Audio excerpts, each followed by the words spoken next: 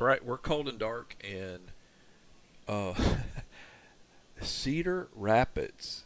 Cedar Rapids, where this is the Eastern Iowa Airport in Cedar Rapids. It's a regional airport. We're actually going to be flying out on Allegiant Air today. Um, I really do. I enjoy flying for two airlines primarily. If for my the larger hubs, Delta Aviation, Delta Virtual Aviation, or airlines, and but for just regional airlines with good planes, um, I like flying for Allegiant. Now the craft that we're on today, or the aircraft, we're flying. We're trying.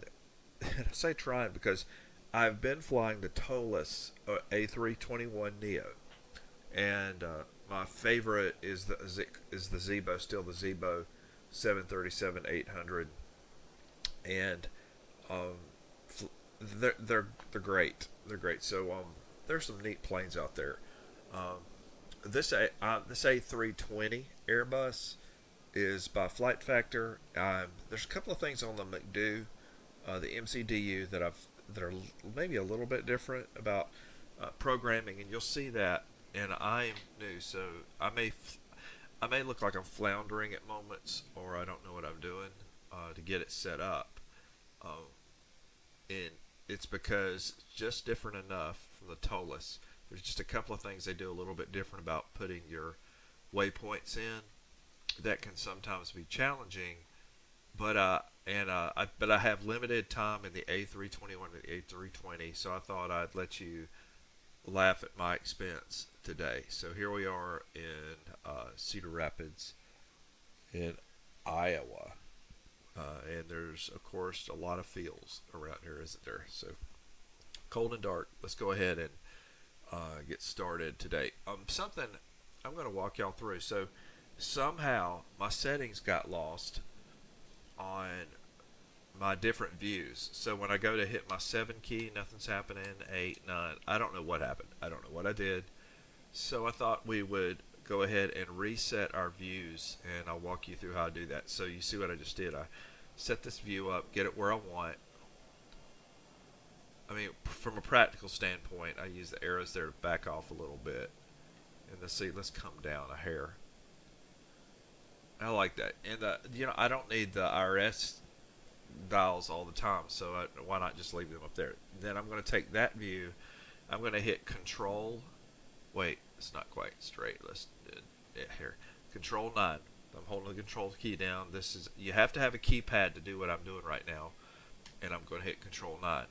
Now, if I hit W, if I hit 9, oh, nice view. So I've got that view set up. Next of all, I want to set up. I'm going to go back to the W view, but I want to set up what I call my cockpit, my favorite cockpit view. This is my 7 view. I'm going to move over more, line myself up with the captain seat or the pilot seat, about right there. I'm going to hit Control 7. So now I have 7, I have 9, and they're done. Next view I need is to be able to see down low. So let's move here, get everything set up here.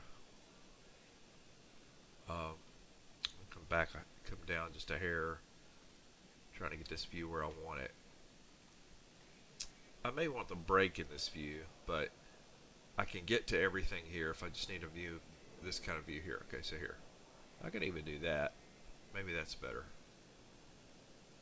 Yeah, I think that's better. Okay, so we'll do that view. Nah, I think here. I'm floundering in a.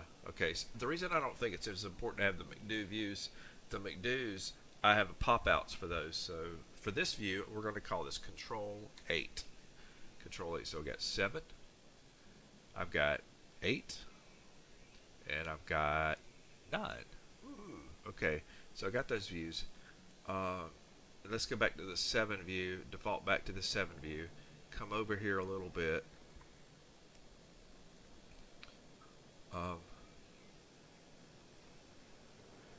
I need to be able to see, let's see,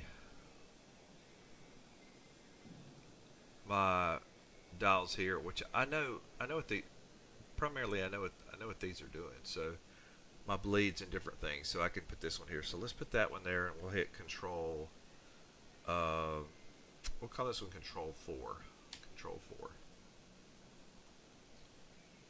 All right, we need a center view. It's just, in my opinion. So what if I were to move this view over a little bit this way?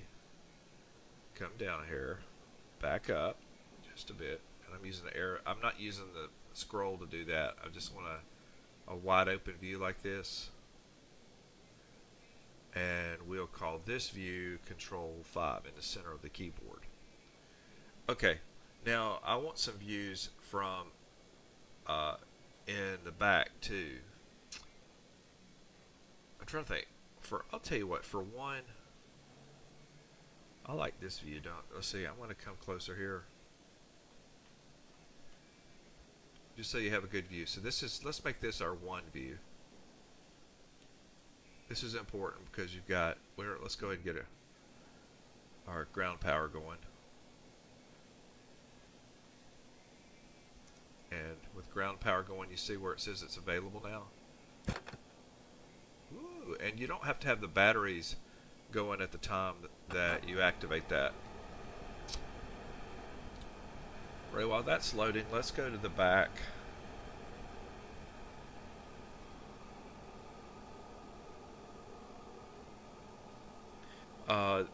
This, I will say, Flight Factor, man, they got the textures down. It looks nice.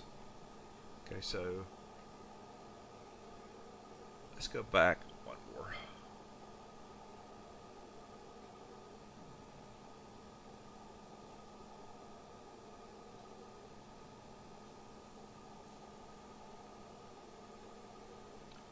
Nice view there. Okay, so we'll make this Control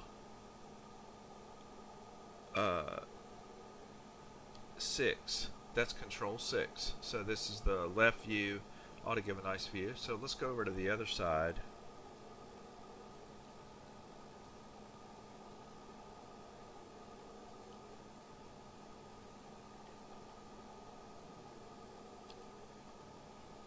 Make that Control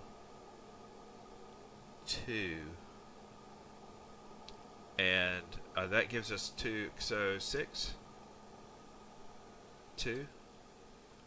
And now I have an open one here. I have 3 open to use however I want to. And I think I'm going to leave that one. Now, to go back to the cockpit, now I'm going to hit 7. And I'm back in my spot. Okay. And then we're back to our settings here. My new settings here. Okay. Our next thing, and I should have done this before because it takes a minute, so I'm going to hit my. I'm waiting for the battery light to light up. Okay.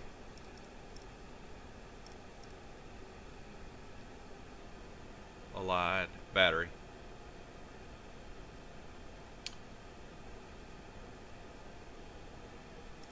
Align battery.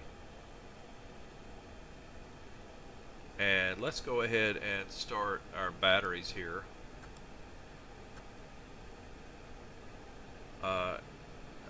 Let's leave our seat belt. The no smoking sign we're going to leave up all the time.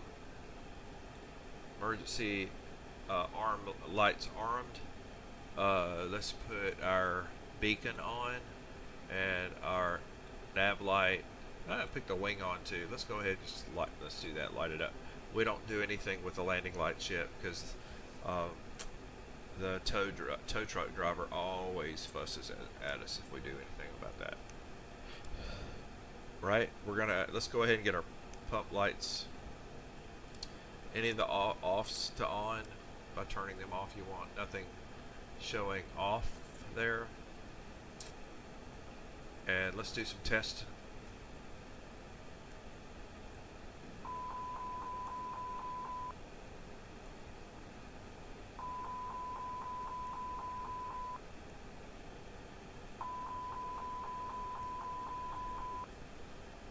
Okay. Some buttons I don't know what they do. I'll need to know eventually, but I don't. Like this one, I don't. If I hit it, nothing happens. I don't know what rain RPLNT. I could ask. In fact, let's go ahead and get say intentions up. Not you. Say intentions. Go down. Say intentions is our ATC for this flight. We're going to use them.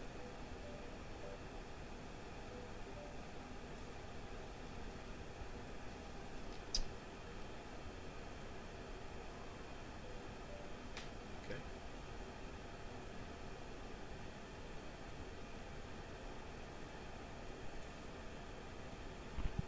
I'm going to ask my mentor this question. She's my monitor. She's on Intercom 2 system, but I have a mentor on this flight. Millie, what does rain RPLNT mean? I don't know what it means.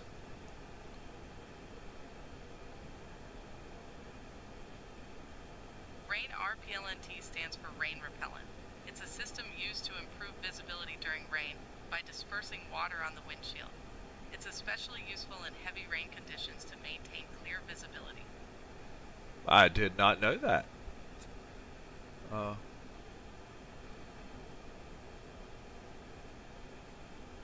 do a test.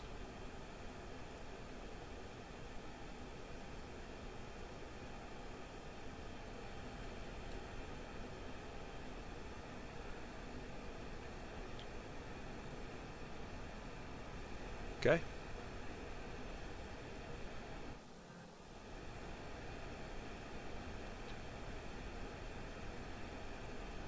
For our services, by the way, and just so you know here, we have I've got our numbers for like what our reserves are going to be, what our total block fuel is, and according to this, our block fuel is 22,812, and we need a call for that fuel truck.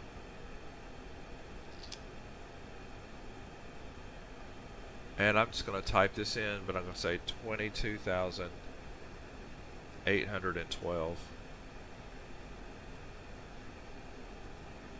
According to this, our reserves should be 2524.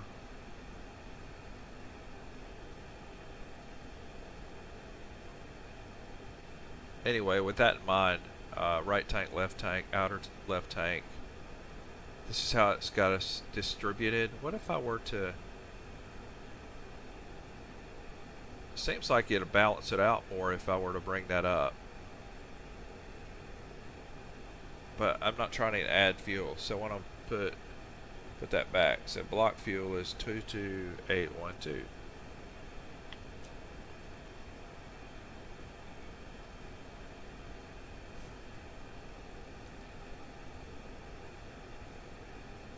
just seems like our center of gravity would be better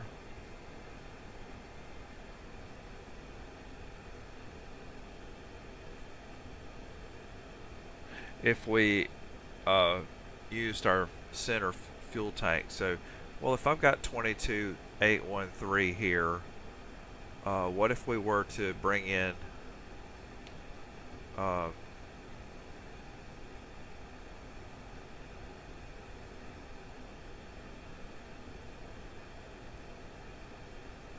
for the left tank, let's put 6,000. For the right tank, let's put 6,000.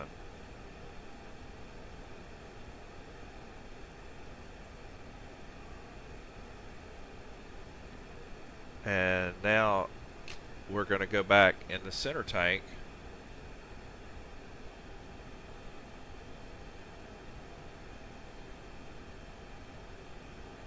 If you need to go get yourself a cup of coffee, you can. I'm just trying to be... I'm being picky right now. So our total block fuel for the whole flight is 2,000 22,812. That would be minus 1581181. So we're going to put in the center tank 7,631. There we go.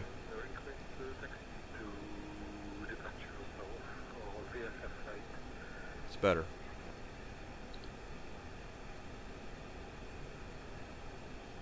And we're going to set that. We're not going to let it go in slow. We're going to go ahead. We can do a set where it automatically puts fuel in there. So if we look over here now, our total fuel on board is 22,612. What's wrong?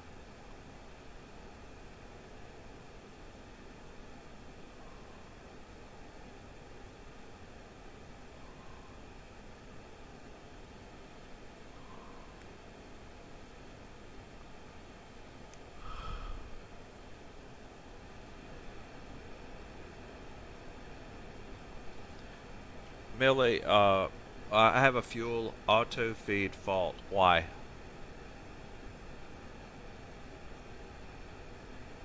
A fuel auto feed fault typically indicates an issue with the automatic transfer of fuel between tanks. It could be due to a sensor malfunction, a valve issue, or an electrical problem. It's important to check the fuel system status and manually manage the fuel balance if necessary. Make sure to refer to the aircraft's manual for specific troubleshooting steps. If you're unsure, it's always best to consult with maintenance once on the ground. Keep calm and handle it step by step. We're going to monitor that.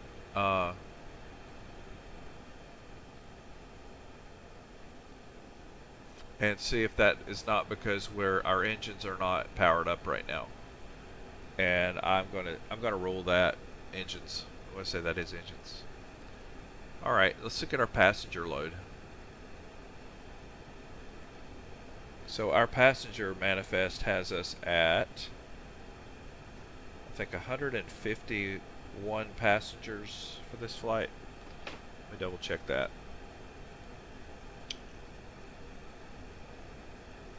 153, I thought.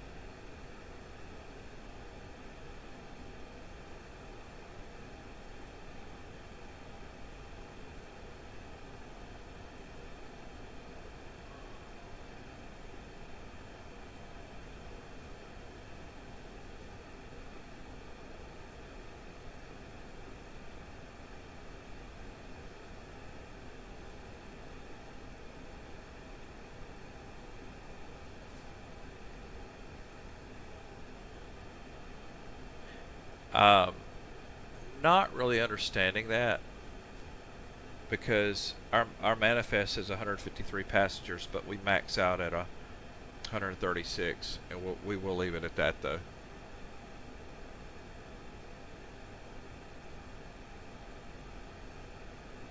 And for cargo on this flight, it looks like we are, check our cargo load.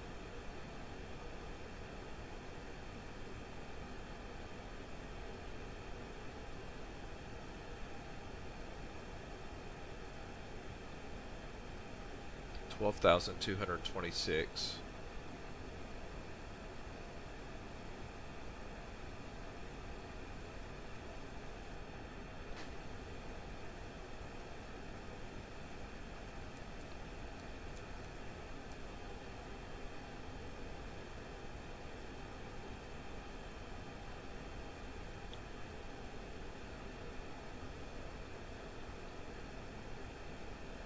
Okay. What I just did is important if you want to get your data right. Yeah, you want to do that. So now we're going to go to we're going to go ahead and load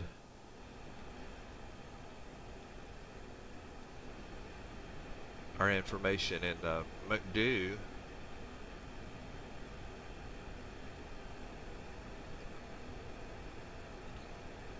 And so for the McDo, we're going to go to init, I think initialize. And if you see this page here, the initial, I had to learn this, but we can do an init request, and I've already got my flight plan through SimBrief downloaded into the right folder. Bam. Okay, so we have that information. Now I'm going to IRS initialize, align, confirm alignment. All right. Look at our performance. And for performance, I can go performance calculations. I can get it.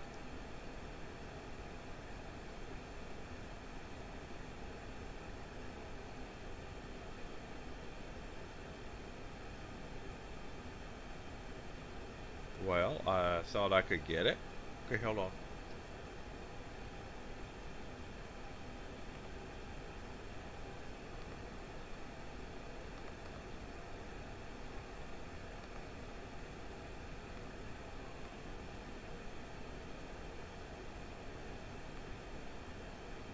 Oh, let's go back to init for a minute. Okay. Go to page 2. Our ZFW is not loaded here. And I don't think I can just hit that button. I have to load it. Okay, so our ZFW information. Let's go to our ZFW. Zero fuel weight is 139,705.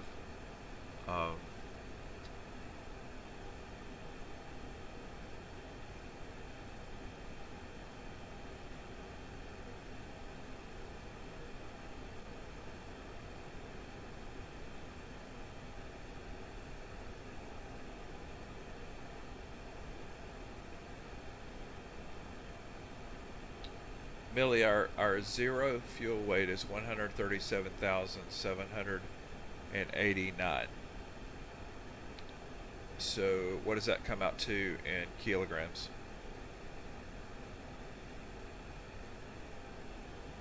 To convert pounds to kilograms, you divide the weight in pounds by 2.205.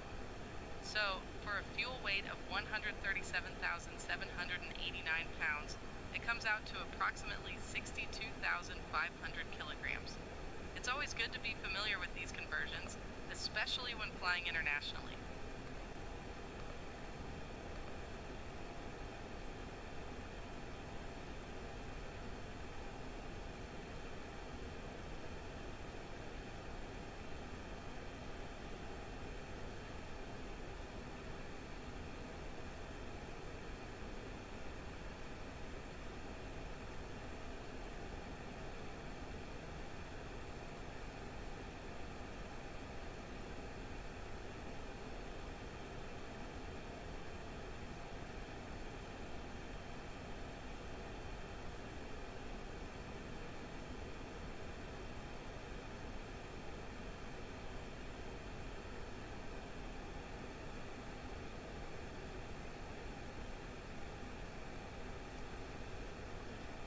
Cargo fuel weight is 22,000 pounds. What is that in kilograms?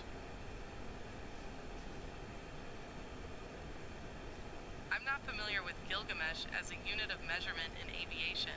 Typically we use pounds or kilograms for weight. If you meant kilograms, 22,000 pounds is approximately 9,979 kilograms. If Gilgamesh is something else, could you clarify? Oh my goodness. Our block fuel, by the way here, let me see.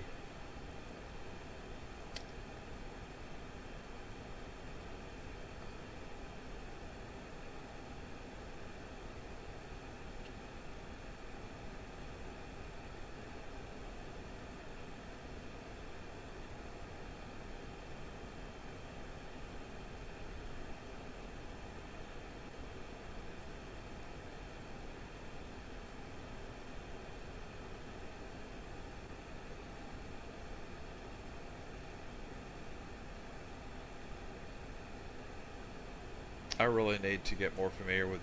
I've got conversions. Like here, I block fuel in pounds, and I can actually. I think I could change this to where I don't have to do this in kilograms. But I like using both because you never know when you're going to be in Europe. Just don't know. But our block fuel is 22,812.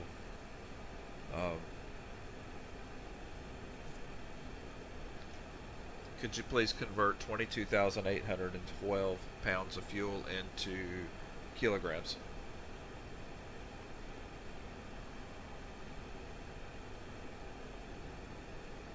Sure, to convert pounds to kilograms, you divide by 2.205. So 22,812 pounds of fuel is approximately 10,344 kilograms. Keep practicing these conversions, it'll become second nature.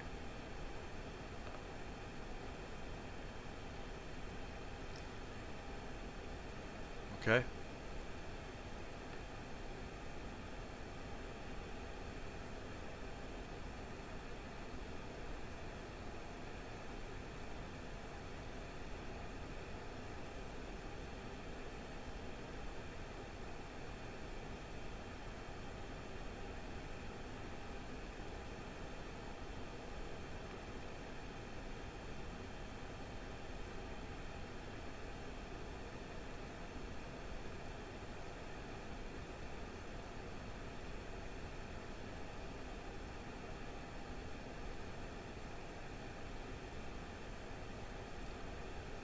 So it looks like we're going out on a V1 of 132. V rotate of 134. And a V2 of 139.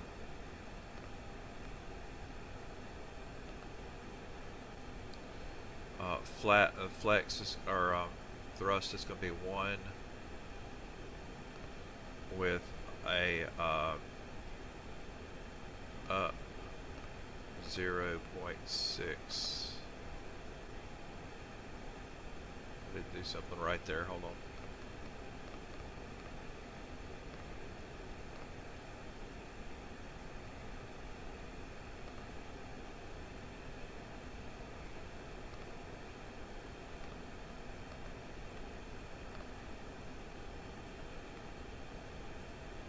Okay, here we go.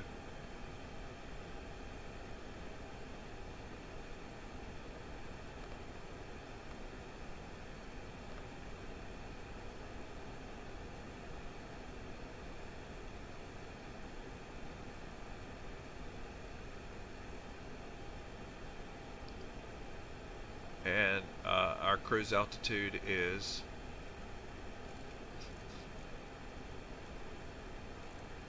35,000.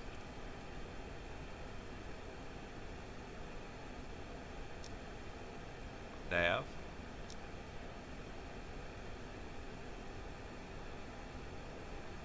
We're monitoring that fuel auto feed right there because I don't know if it has something to do with my configuration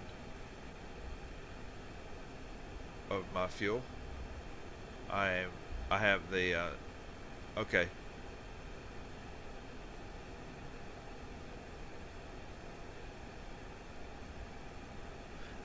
I think we're fine. So it's got the fuel is correct. Okay. And I'm not sure what happened here. You saw how I had it set earlier. So we're good. We're good. We're gonna leave that be.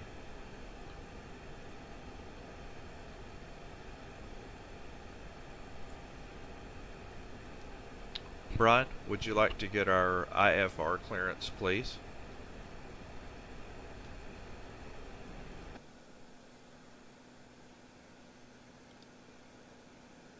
Sure, Steve. I'll get our IFR clearance.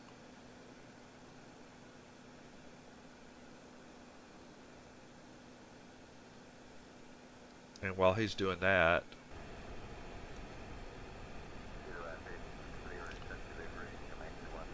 we're going to start our APU. rapids clearance. Allegiant 2866 requesting to pick up our IFR clearance. Clearance on request. Stand by.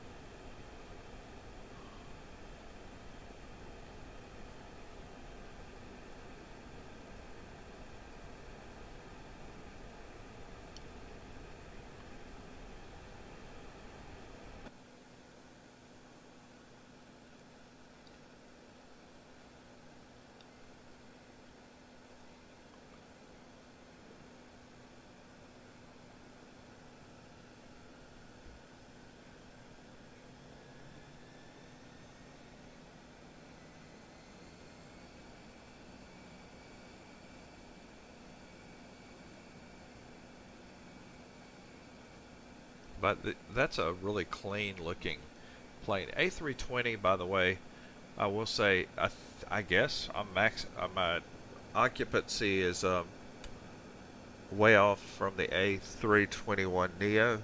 I think I can take 220 on A321 Neo, but I'm maxed out on this one at 136 passengers.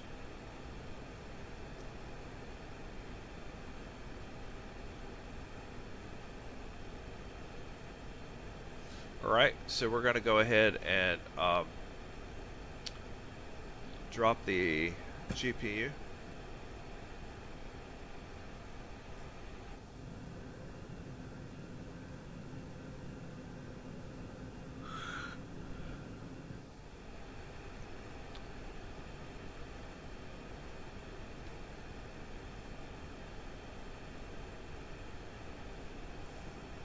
Brian, from here forward, you're in charge of all comms.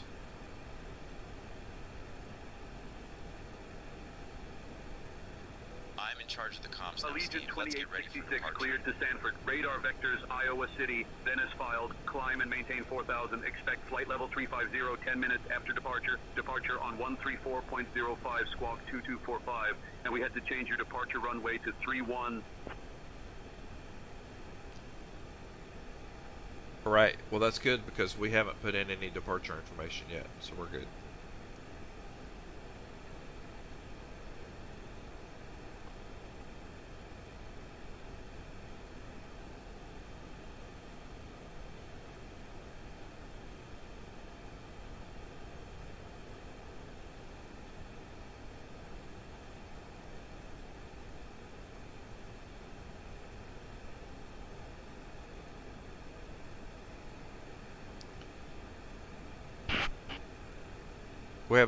We haven't actually looked at our waypoints yet, but we're about to.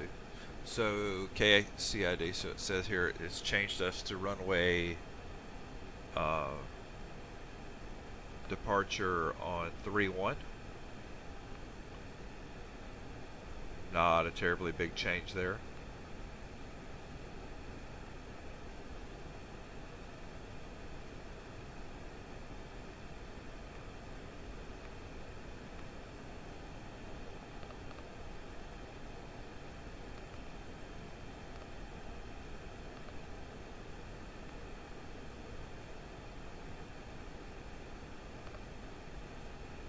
Yeah, that's not.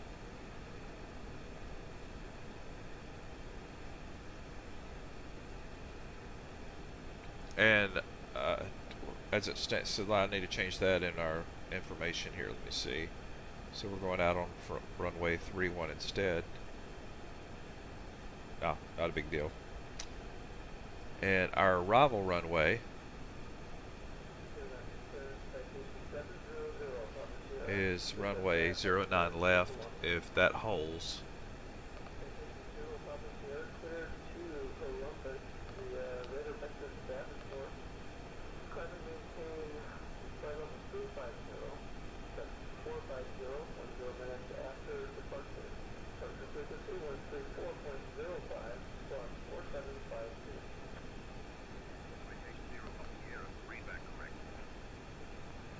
and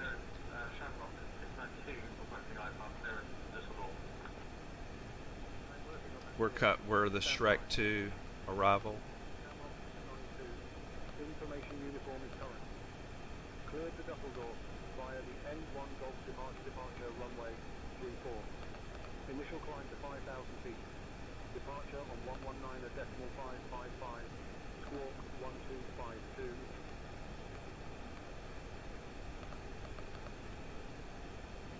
Let me see.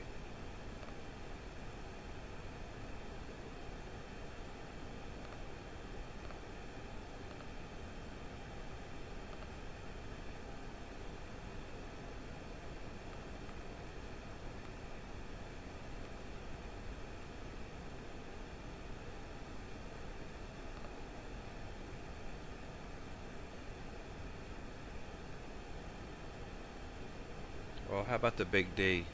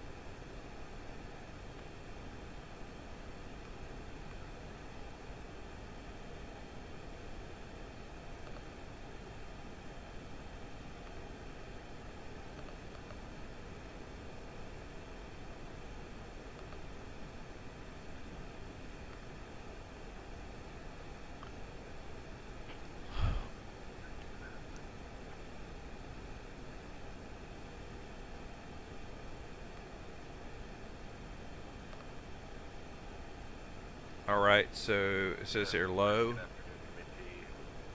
and then I've got SPI, and then we're at top of climb, and then PXV, J73 is the airway, LGC, and then the Z-plane.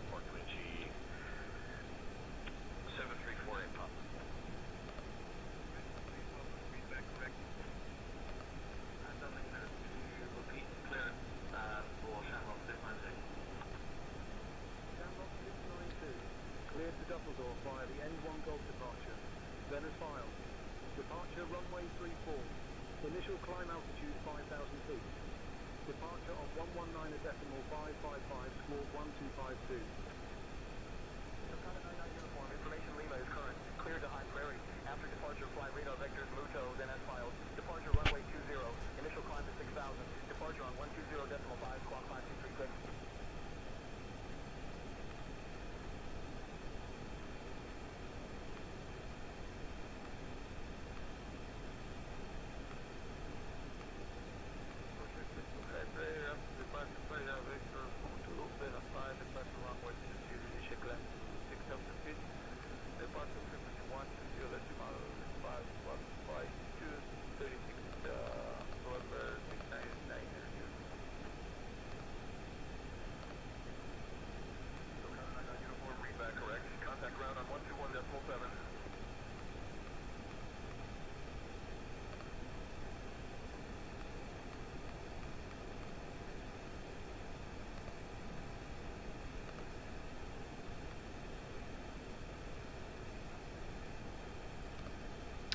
Okay, I think we're good. So we're going out on runway 31 here. Let's take a look at that.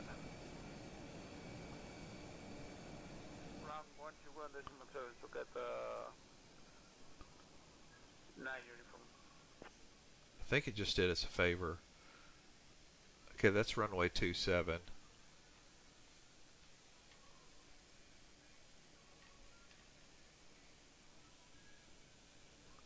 Oh, yeah, that's not bad. So we have to, it's going to send us out this way, cross runway 27 and set up for runway 31. So that's not bad at all. I'll take it. Ground to cockpit. Please show me where you want to go. Exit or fly the end of 1 Gulf departure, then as filed. Departure, that's not right. Departure runway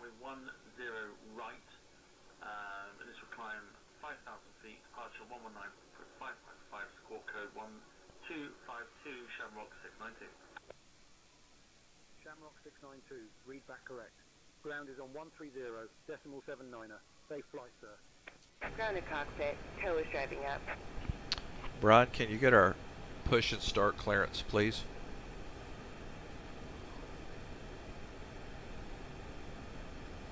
Requesting pushback and start clearance now, Steve.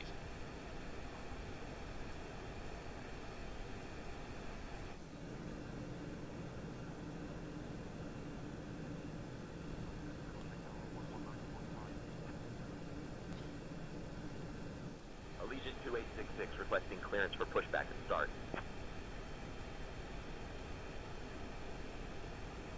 Allegiant 2866, pushback and start approved, tail east. Ground transit request IFR clearance 210 San Diego. Okay. All doors and hatches are closed. Ready to connect.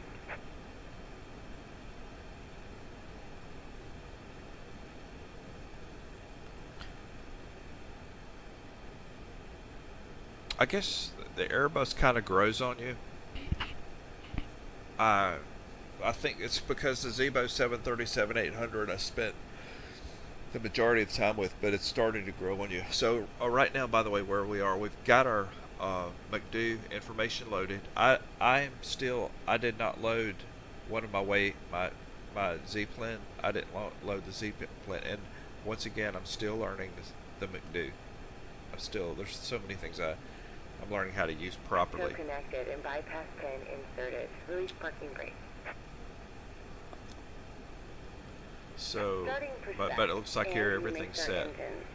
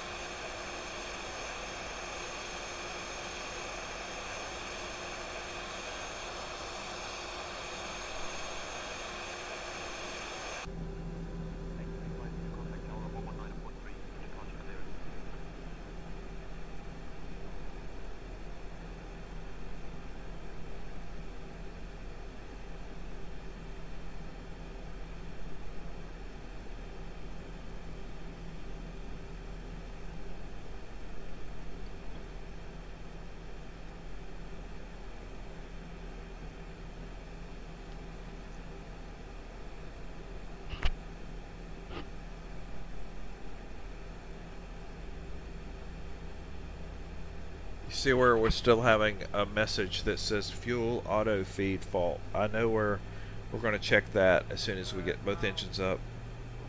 Operation complete. Go ahead and set the parking brake.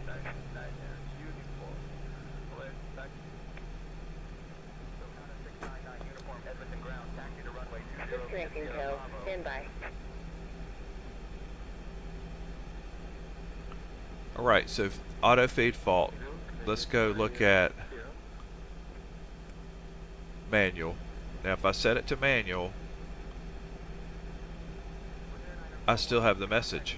Now let's hit status and clear our messages.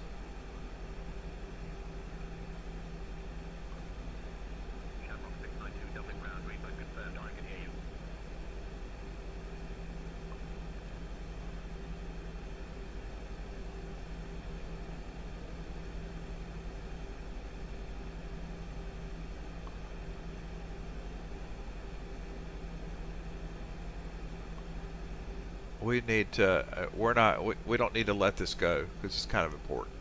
How about that?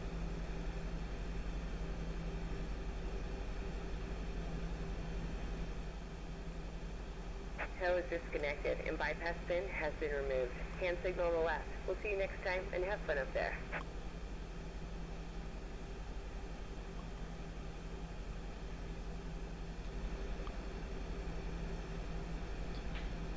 Millie, I still have a message that says fuel auto feed fault. Should I be concerned? It looks like everything is set up correctly, and can you assist or can you tell me something?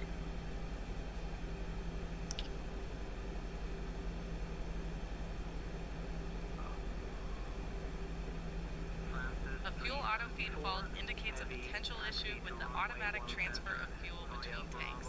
It's important to monitor your fuel levels manually and ensure balance between the tanks. If everything seems set up correctly and the fault persists, it might be a sensor issue.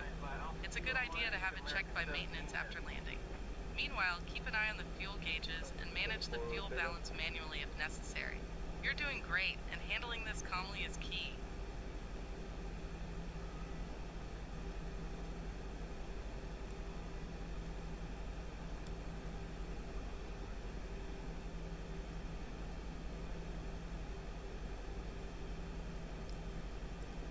Washington Brown, say again, Texas line.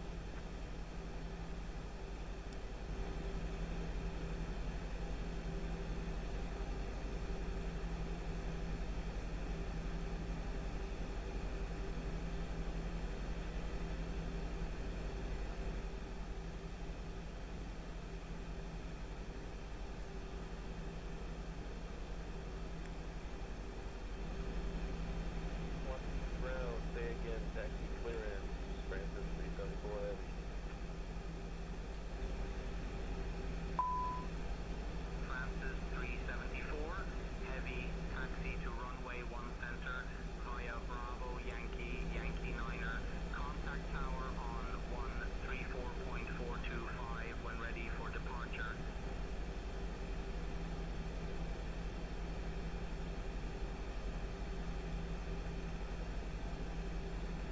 Taxi runway 1. Everything looks correct. 9er, contact departure 134. I don't think I have anything of concern. That's just I can't. We may have to check that sensor later. Let's see. Extra caution off.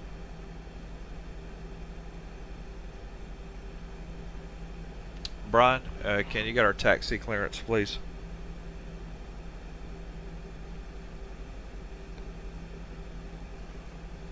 Requesting taxi clearance now, Steve.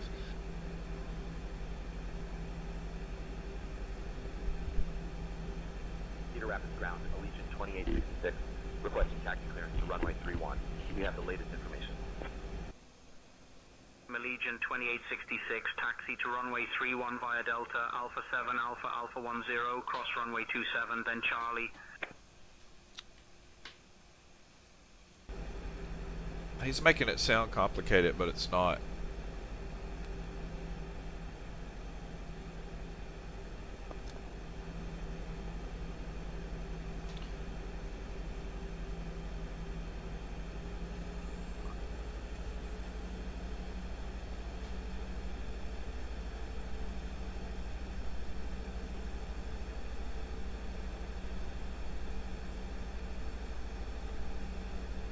I still haven't figured out why I can't find the Shrek 2 arrival. But hey, yeah, that's fine.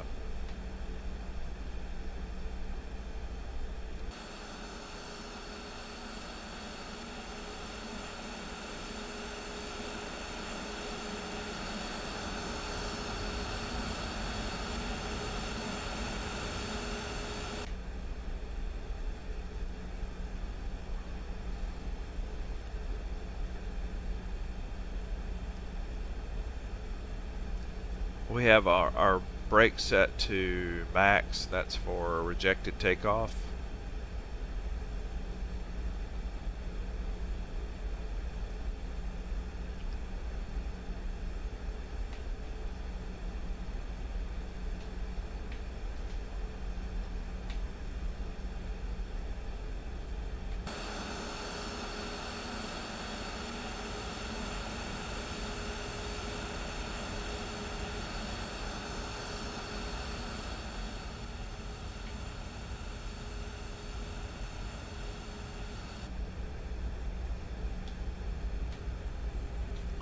You don't want to do any hard braking, I think, when you have that active.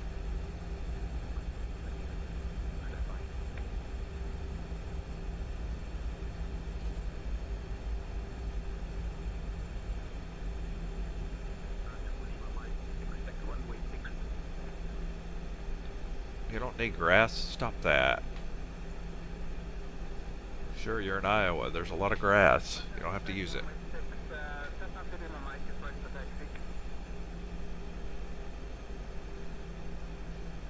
Brian, you can go ahead and get our takeoff clearance. We're flaps set to 1. Ignition off. Attention all aircraft. Oscar now. Current altimeter 3003. Gotcha.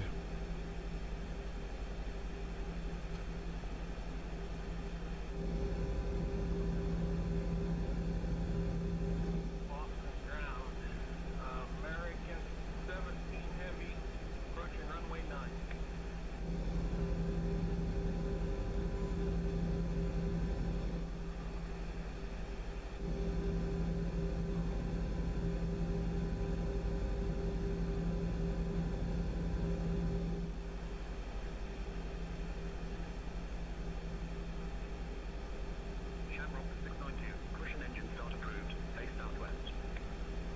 Did he clear us?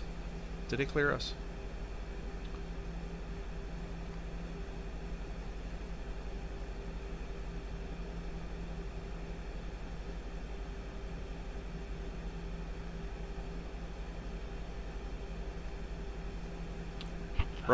Brian, we're ready for takeoff clearance. I'll get our takeoff clearances, Steve.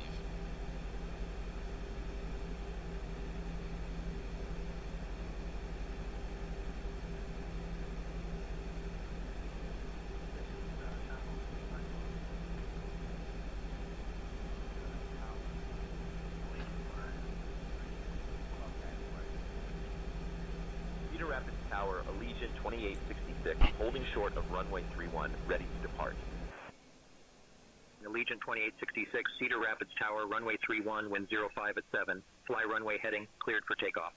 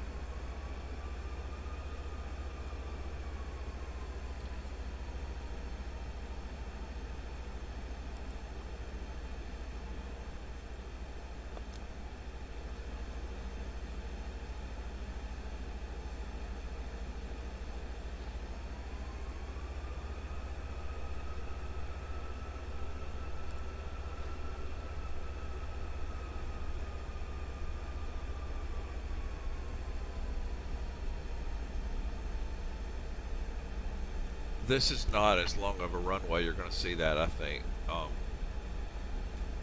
But these Airbuses, they seem to get off the ground. Okay. Right.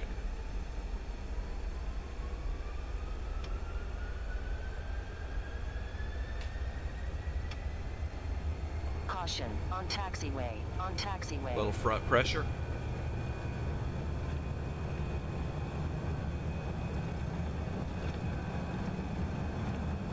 Okay, it's longer than it looks.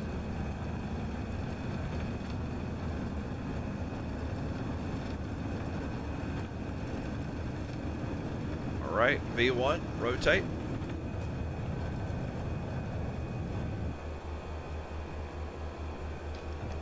Positive rate, gear up.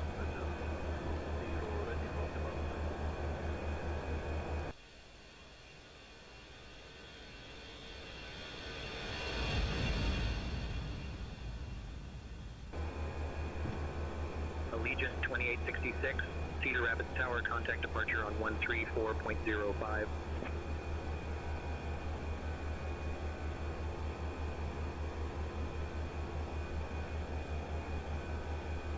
Autopilot has been engaged. Thrust is going to thrust climb. Thrust climb. Switching to departure on 134.05, Allegiant 2866. Flaps have been retracted.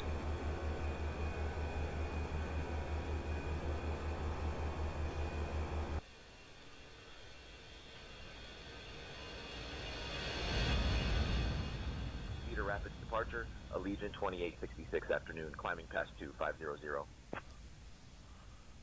Allegiant 2866, Cedar Rapids departure, radar contact. Turn left heading 155, vectors to Iowa City, then own navigation.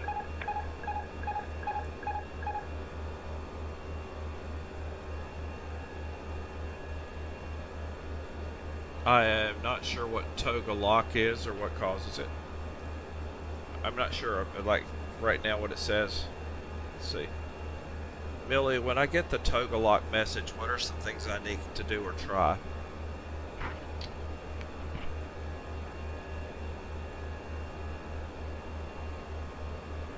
The toga lock message usually indicates that the takeoff/go-around mode is engaged and locked. If you see this message, ensure that the thrust levers are in the toga deton and verify your flight director modes. It's crucial to check your autopilot and flight director settings to ensure they align with your intended flight path. If you're not in a takeoff or go-around phase, you might need to disengage the autopilot and manually adjust your settings. Always cross-check with your flight manual for specific procedures related to your Allegiant aircraft. 2866, You're doing great. climb and maintain Handling these flight level messages 240. calmly is key. Climb and maintain flight level 240, Allegiant 2866.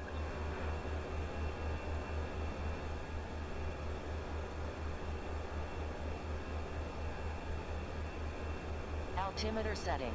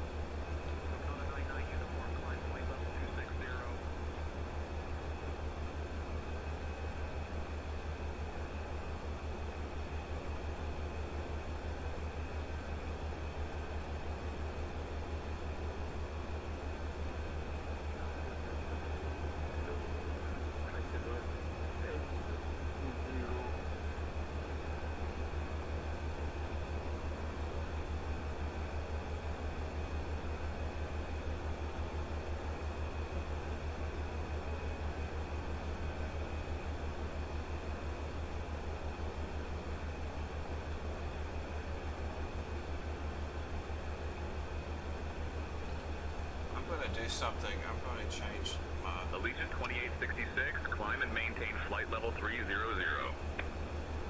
Climb and maintain flight level 300, Allegiant 2866.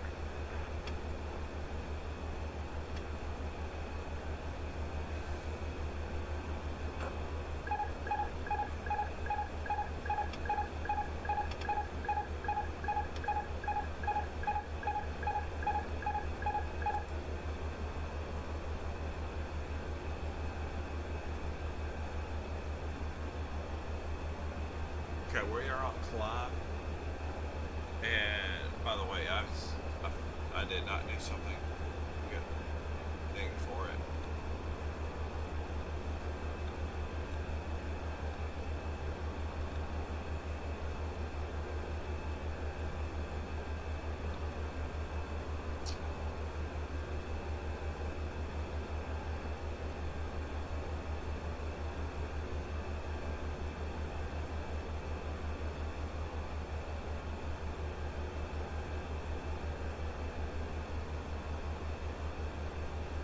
right, toga lock's still on, and we don't want to keep our toga on.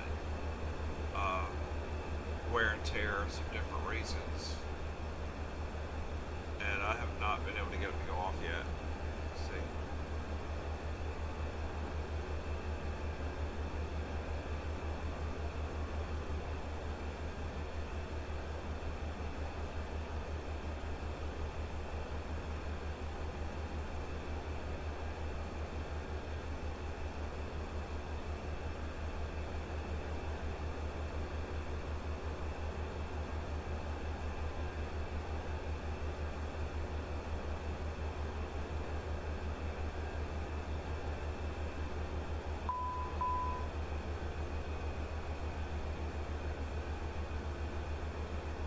Alright, the way I was able to fix it was to disable auto throttle and then re-engage auto throttle. Now we're at throttle climb. Okay, that's what I was hitting autopilot off. Allegiant 2866, I was climb and overkill. maintain flight level 350.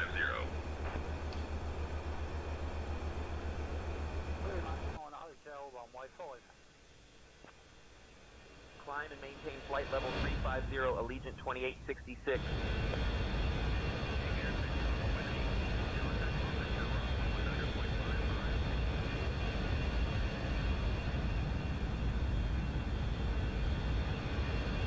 Allegiant 2866, contact Chicago Center on 134.325.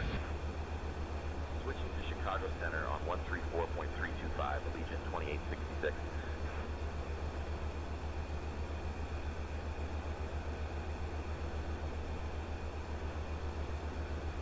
On this flight already, I'm going to be dinged for Afternoon, climbing through flight level 190 for flight level 350. leaving my landing lights on above 10,000 for a few thousand feet. And I didn't have my landing lights on when it took off. I had everything else set correctly. Flight parameters I did, but I did not have the landing lights on. Broad daylight, probably not a big deal. Hardly anybody would notice, but on my rating, it does matter.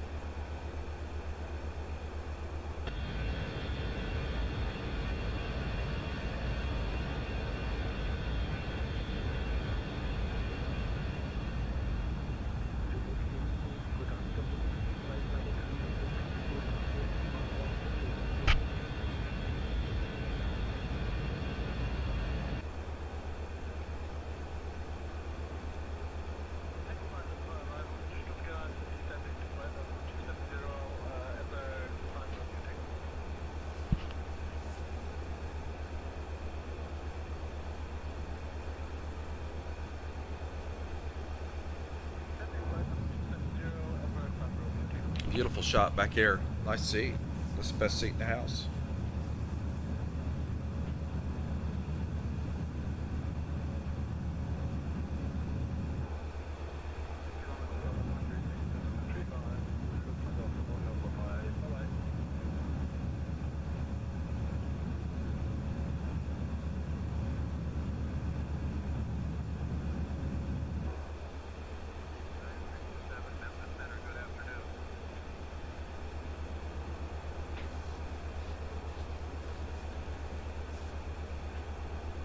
I would say I do. The Airbus cockpit grows on you. Boeing has more of a muscle car feel, but this is a little different. Um,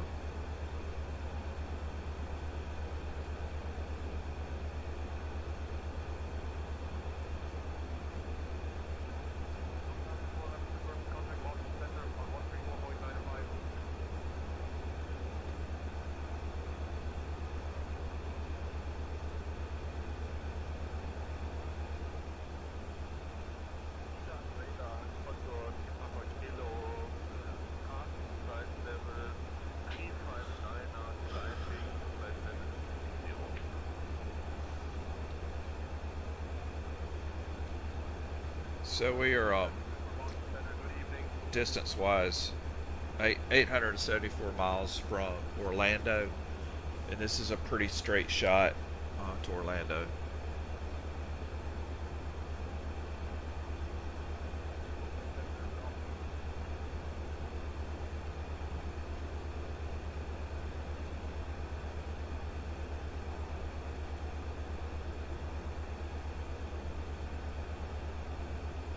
JetBlue 334, contact Chicago Center on 125.225.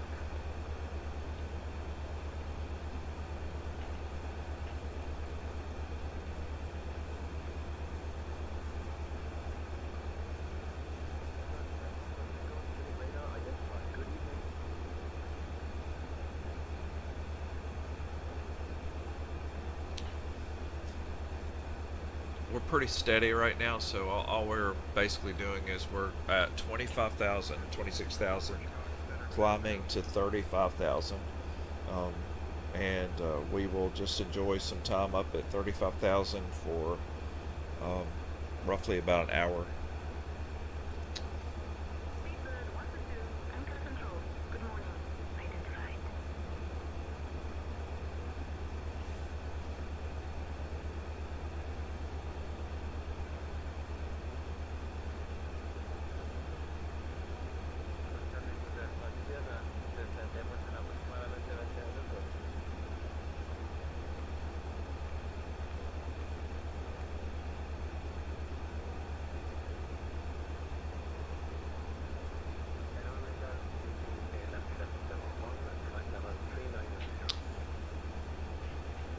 Millie, what does it mean on my flight plan when I see it's saying too steep a path, too steep path?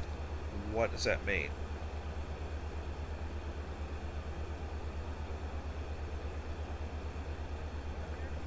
When you see too steep path on your flight plan, it means the planned descent angle is too steep for a safe approach. This could lead to excessive speed or difficulty in stabilizing the aircraft for landing. You might need to adjust your descent profile to ensure a more gradual approach. It's crucial to maintain a safe and manageable descent angle to ensure a smooth landing. If Okay. you're using an FMS, check your vertical navigation settings and adjust accordingly. You're doing great, and handling these adjustments confidently is key.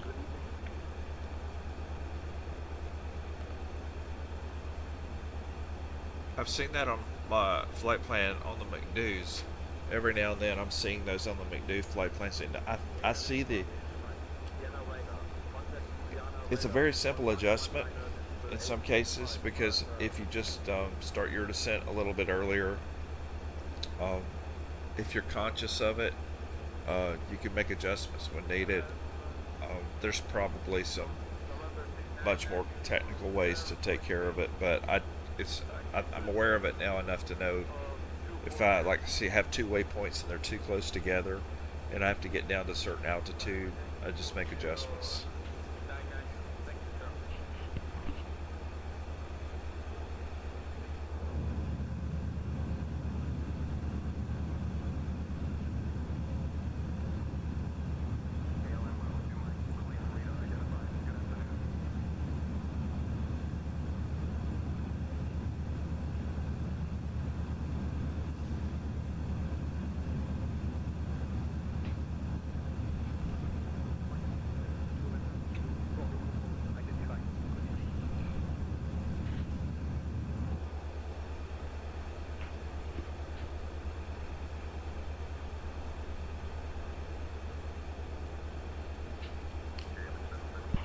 Millie, what is our speed in miles per hour? Sure thing. Your current ground speed is 460 knots, which is approximately 529 miles per hour. Keep up the great work managing the flight.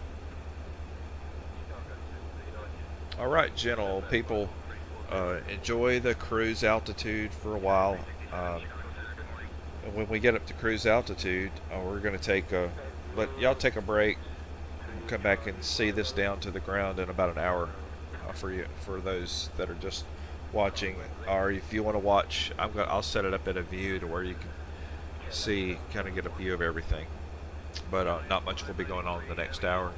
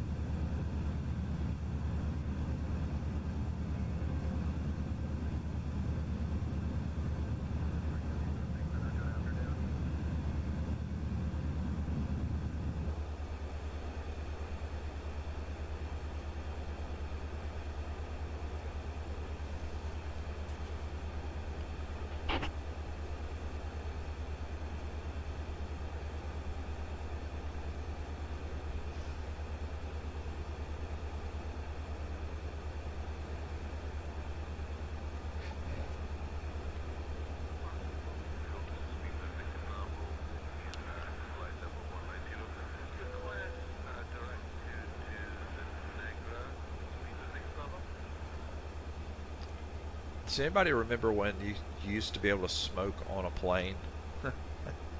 I know many on this feed, I know they have never seen that, but I remember it. I never flew when you could smoke on a plane though. I don't think I did.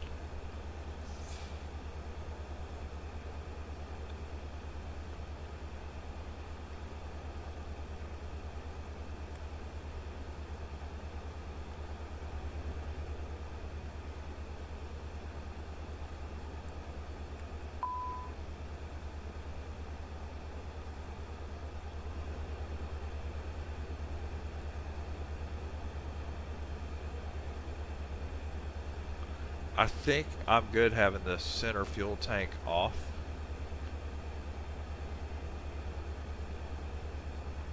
Yeah, I am.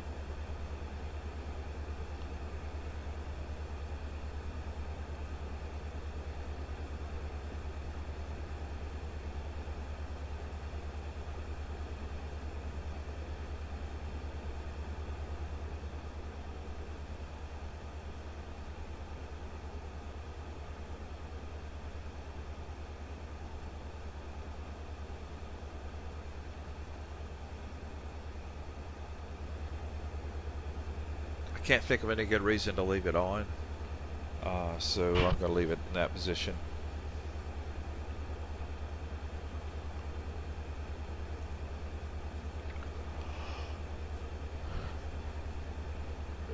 The center fuel tank has 130 gallon, 130 pounds of fuel in it, and I don't have any use for it.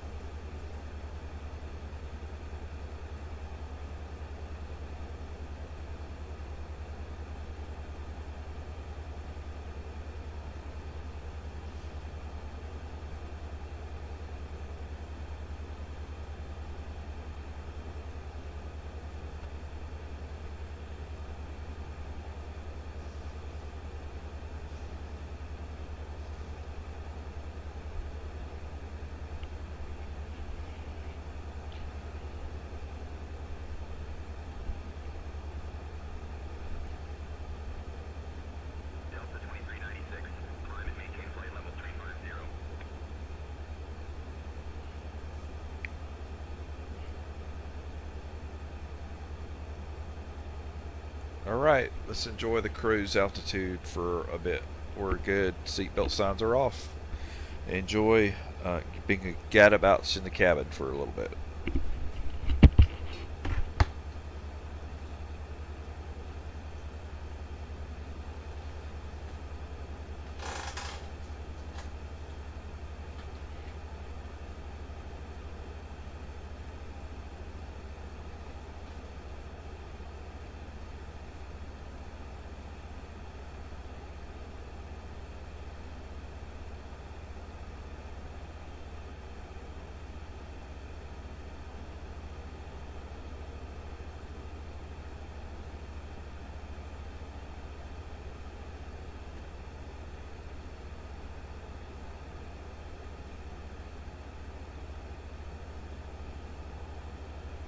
Legion 2866, contact Kansas City Center on 126.15. American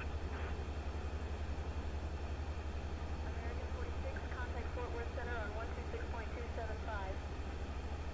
Switching to Kansas City Center on 126.15, Allegiant 2866.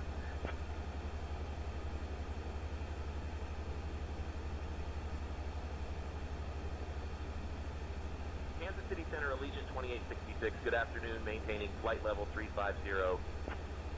Allegiant 2866, Kansas City Center, good afternoon.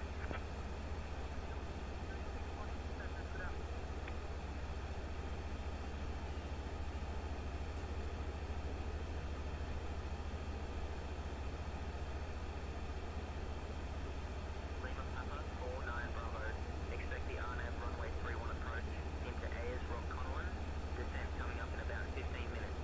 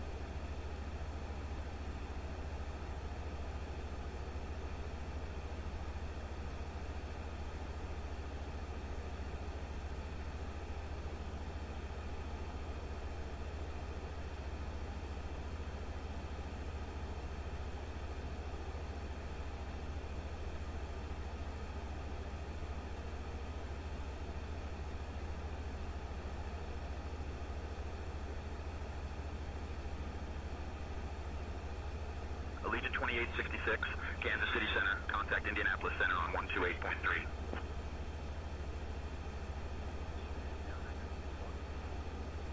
Contacting Indianapolis Center on 128.3, Allegiant 2866.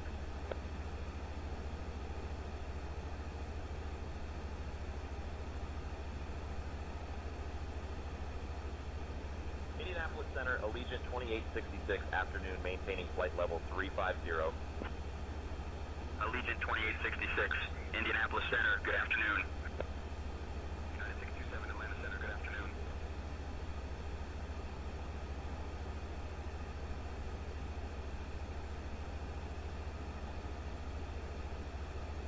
Ground prepare. Climb flight level 240.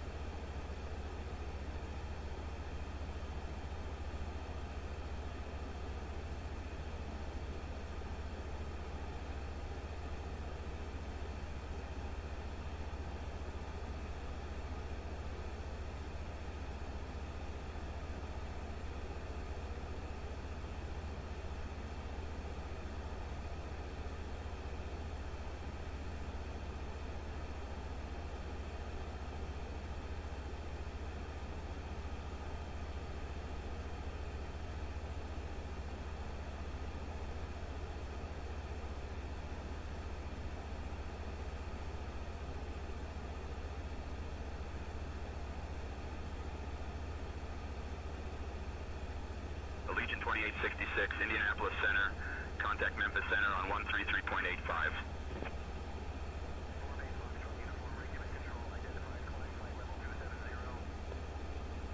Switching to Memphis Center on 133.85, Allegiant 2866.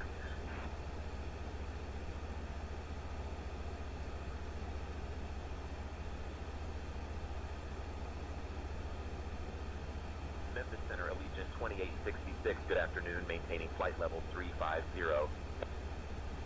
Allegiant 2866, Memphis Center, good afternoon.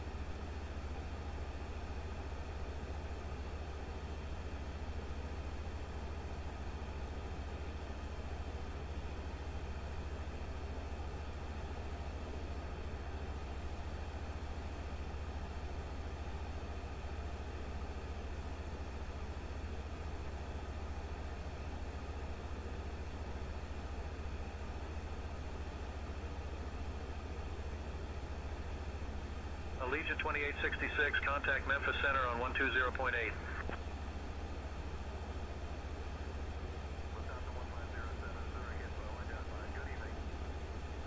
Switching to Memphis Center on 120.8. Allegiant 2866.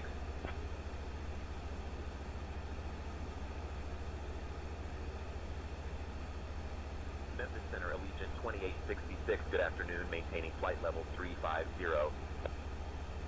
Allegiant 2866, Memphis Center, good afternoon.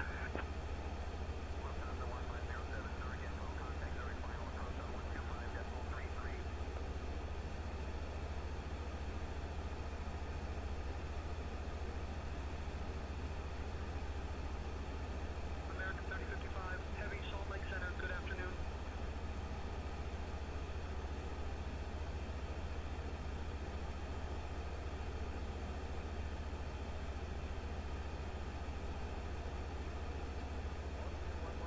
Scanner radar, climb flight level 280.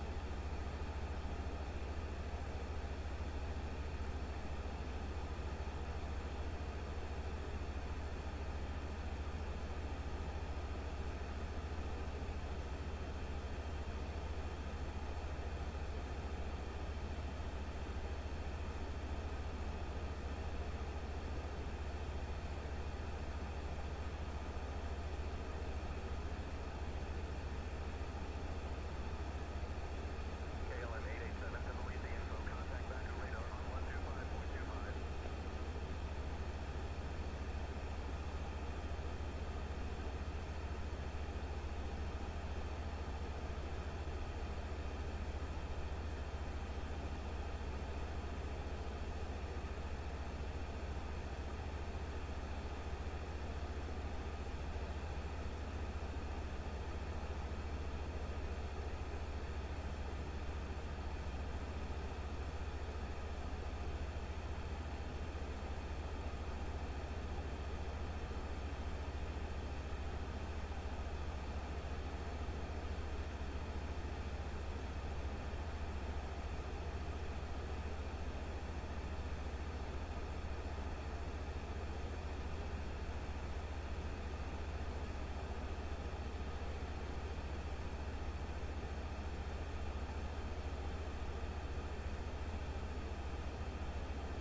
Allegiant 2866, Memphis Center, contact Atlanta Center on 124.5.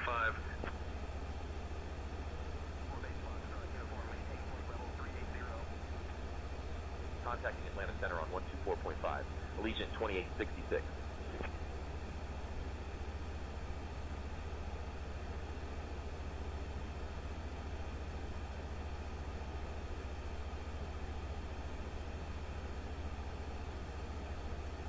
Atlanta Center, Allegiant 2866, flight level 350, good afternoon.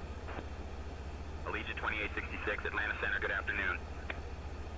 Cover A320, Overton Center. When you're ready, descend flight level 260.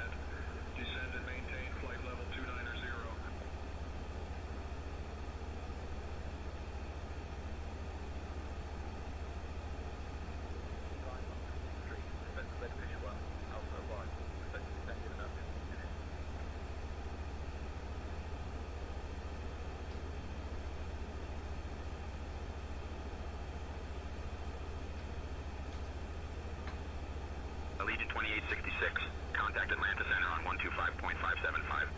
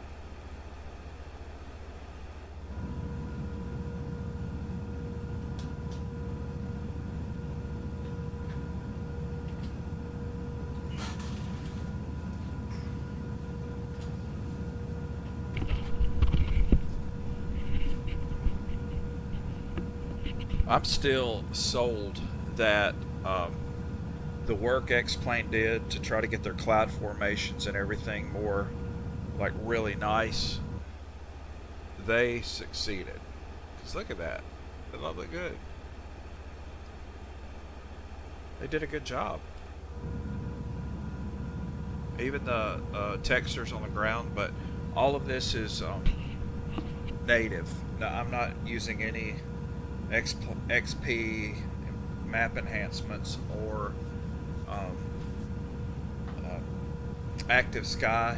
This is all just real to life, like good stuff. Okay.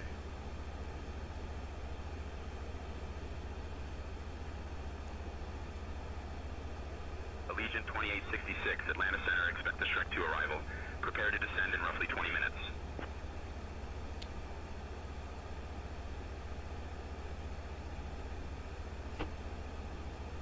Right, we're 263 miles from Orlando right now.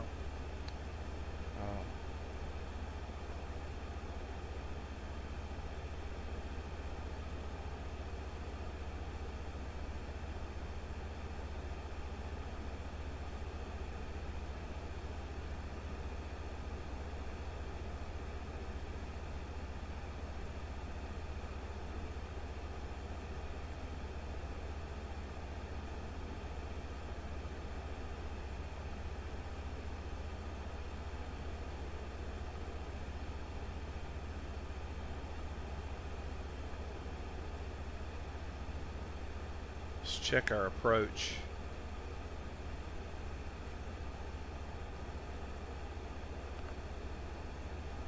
Our arrival is 09 left. I'll stop that.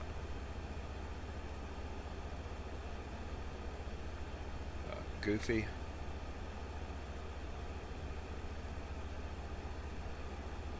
And no transition. I'll put one in here. See.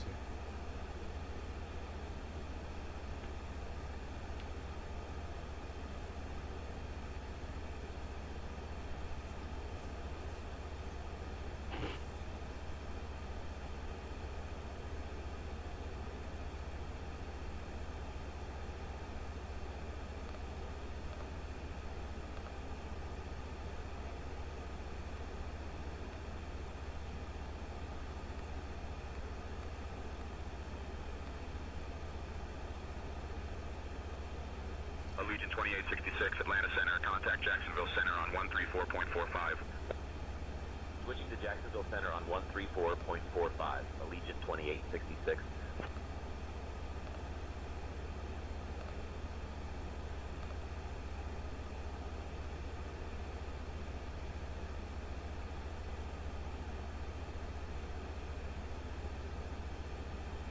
Jacksonville Center, Allegiant 2866. Good afternoon, maintaining flight level 350. Allegiant 2866, Jacksonville Center, good afternoon.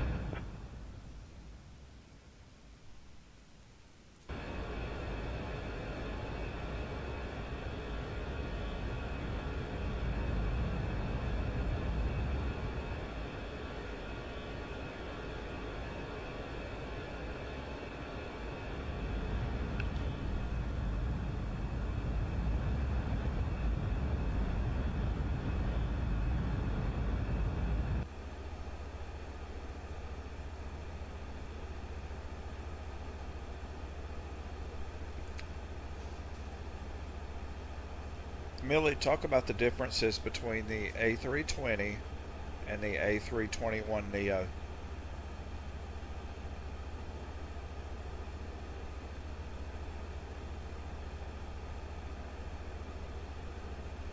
The A320 and A321neo are both part of the Airbus, the 320 family, but there are some key differences. The A321neo is a stretched version of the A320, meaning it can carry more passengers and has a longer range. It also features more powerful engines and improved aerodynamics, contributing to better fuel efficiency. The cockpit and systems are largely similar, so transitioning between the two is relatively straightforward for pilots. Keep in mind, though, that the A321neo's longer fuselage requires more attention during takeoff and landing to avoid tail strikes. You're doing great, and understanding these nuances can really enhance your flying experience. 378, clear of contact.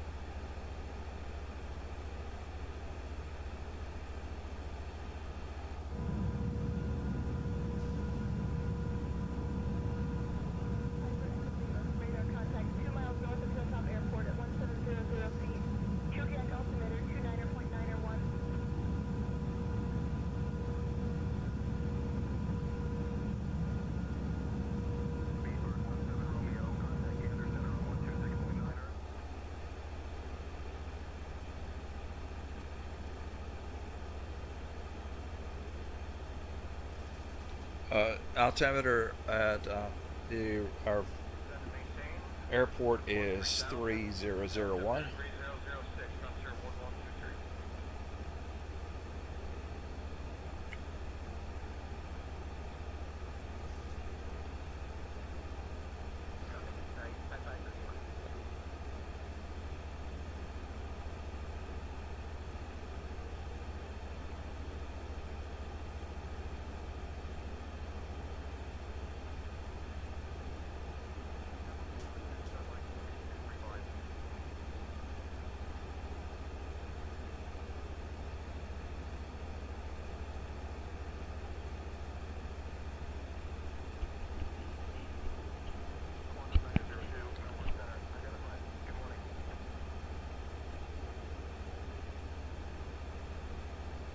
You know, we'll be descending by ATC's instructions, but I think I've put the altitude down to 3,000, and then we will adjust it as needed to comply.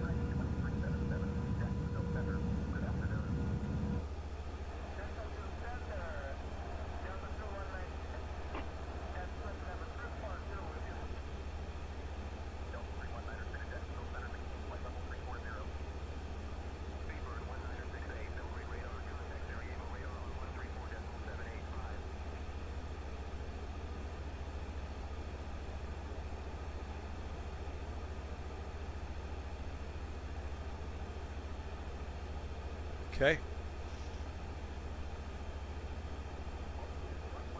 Descend flight level 160.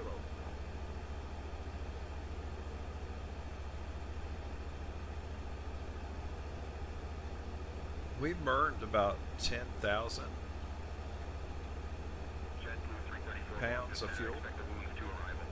Wow. Coming up in about 20 minutes. Feel free to ask if you'd like it sooner. Clear direct Norwich.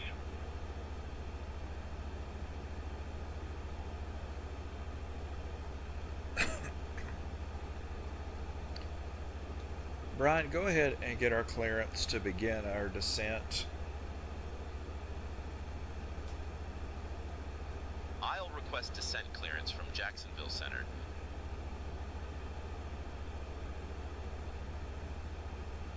Jacksonville Center, Allegiant 2866, requesting clearance to descend. Allegiant 2866, cleared Shrek 2, arrival into Sanford. When you're ready to begin your descent, descend and maintain flight level 250.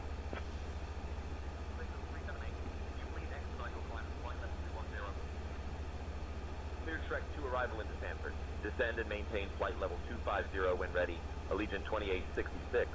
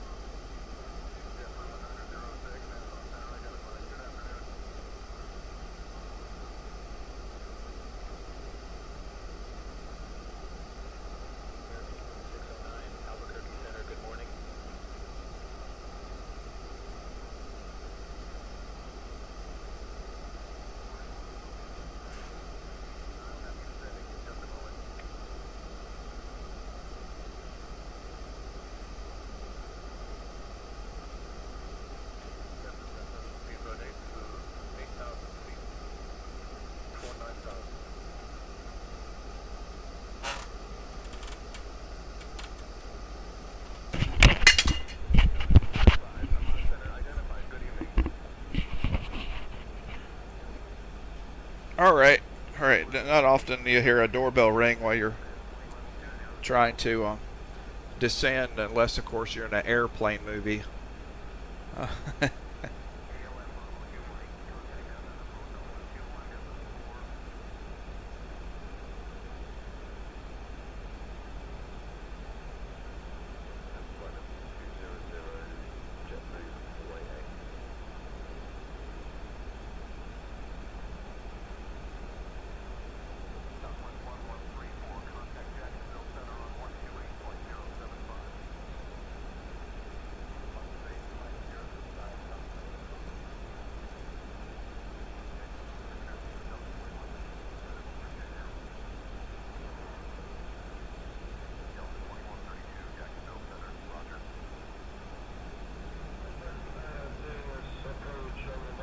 What I just did there is I'm clipping it right now at about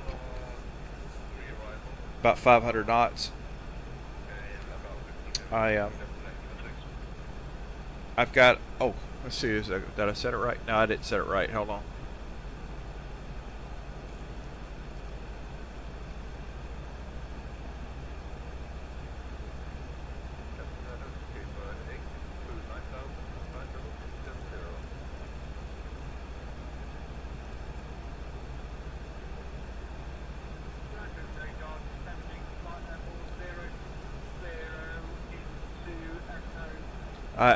I've put my speed on 250 knots and added some speed brake.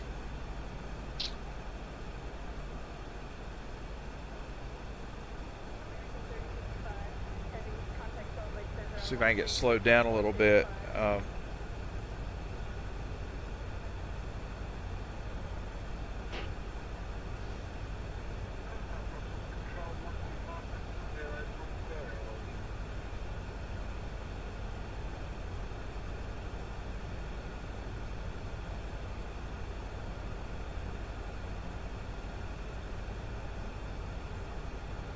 I think I've got adjusted back right, so I don't know what I did. I had my VS active there and was some ridiculous feet per minute, so I've got it set back to just the managed descent down to 3,000. We should be okay there.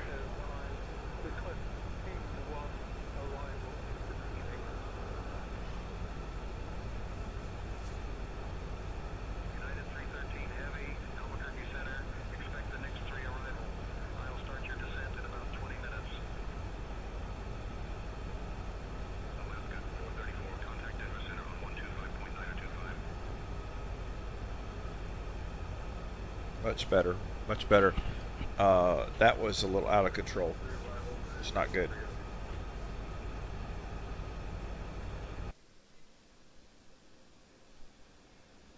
Delta 312 heading over the center. Expect the BVL to arrival. Descent coming up in about 20 minutes.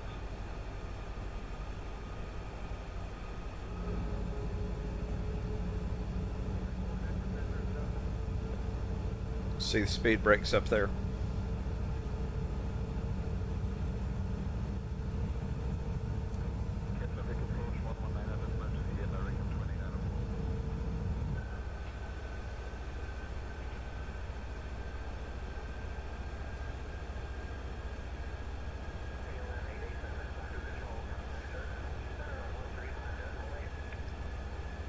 I know you're fussing at me about speed brakes, but I don't care.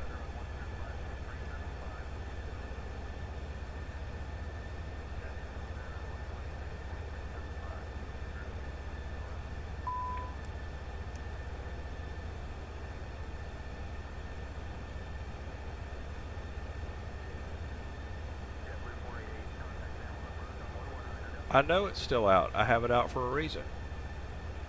Okay, go back in now. Okay. I got it. I got it.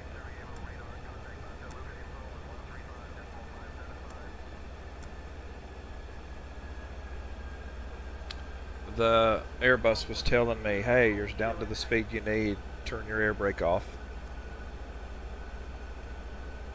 So we're cruising at 250 knots now. Currently at 18,000 or 180 at slow descent.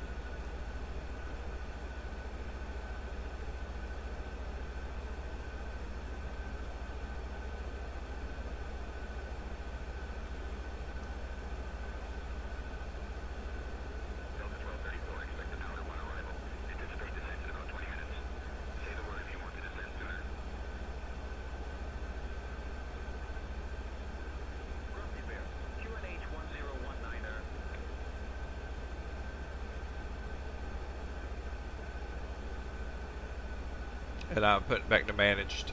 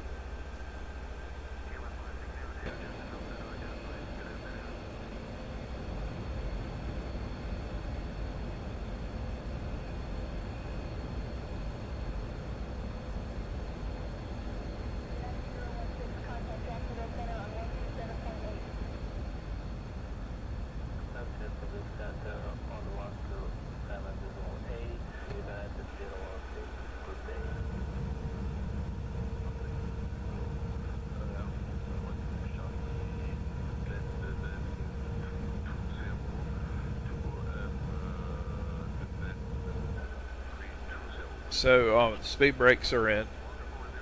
We're cruising at about 267, 263. Steady descent. We're at about 15,000 feet, and we're about 100 miles away from the airport. So everything's looking as it should.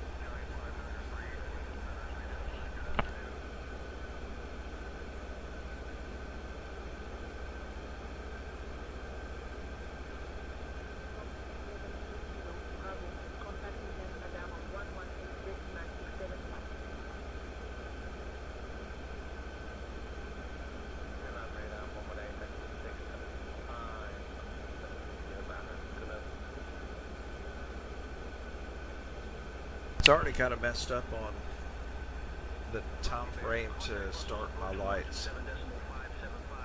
Usually it should be around 10,000. I don't care. I'm going to go ahead and light it up.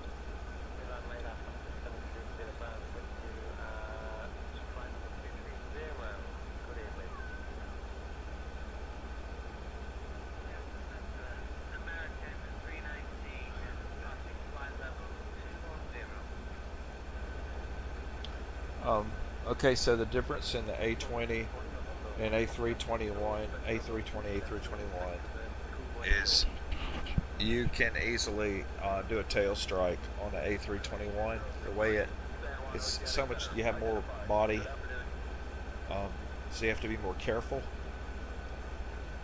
But I'm also having to get used to the A320. It's a little more compact. I think it looks like we max out at 136 passengers. It's not very big. I call this the fat boy. Actually, the 737 is the fat boy, but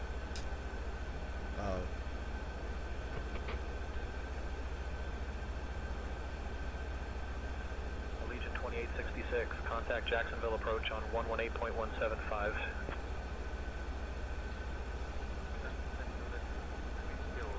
we got our anti-skid brakes on 2. 118.175, Allegiant 2866.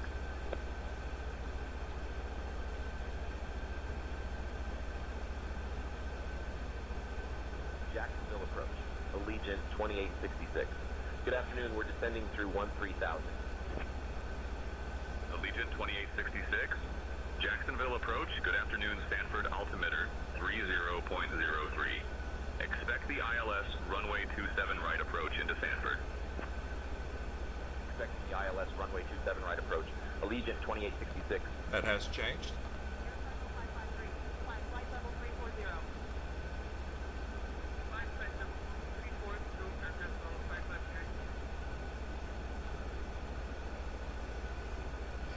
Millie, what is the difference between my L27 right and R27 right? Obviously left and right. What does that mean on this here?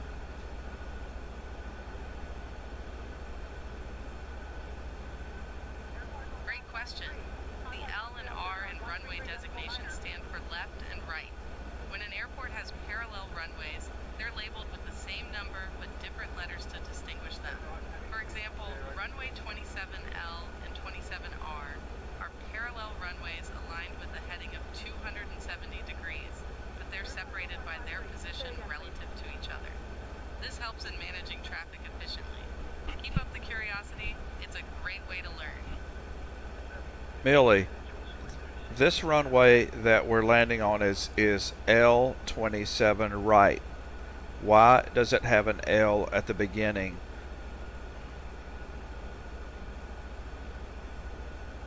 Hey there. The L in runway 27L stands for left. It's used to differentiate between parallel runways at an airport. So, if there's a runway 27R, it would be the right one. This helps in managing traffic efficiently. You're doing great. Keep it up.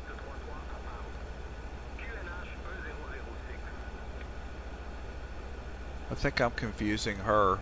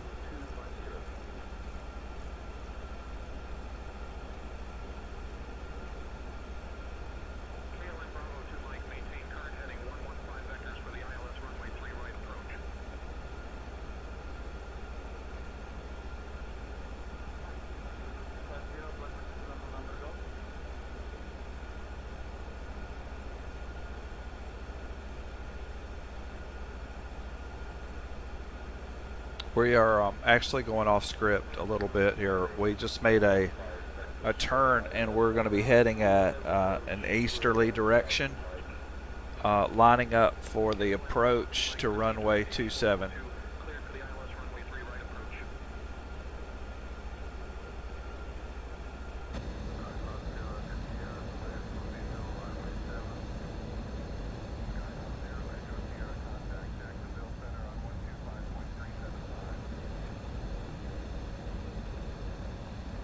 Beautiful, beautiful scenery here.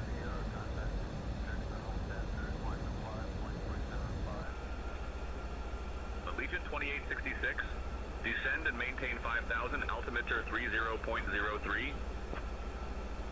Descend and maintain 5,000, altimeter 3003. Allegiant 2866.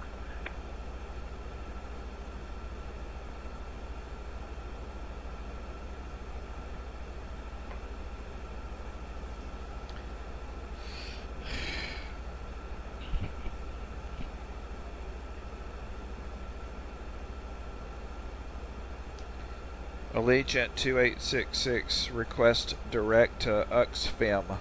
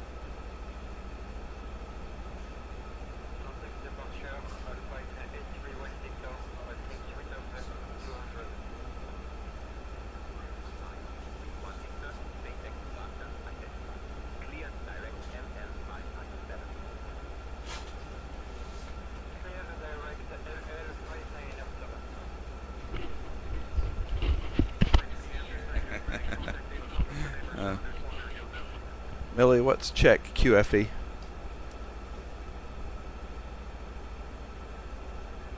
QFE is the altimeter setting that gives you the height above the airfield elevation. It's used primarily in Europe and some other regions for landing. When you set your altimeter to QFE, it reads 0 when you're on the ground at the airfield. In the US, we typically use QNH, which gives altitude above sea level. It's important to understand the difference, especially when flying internationally. You're doing great. Keep it up.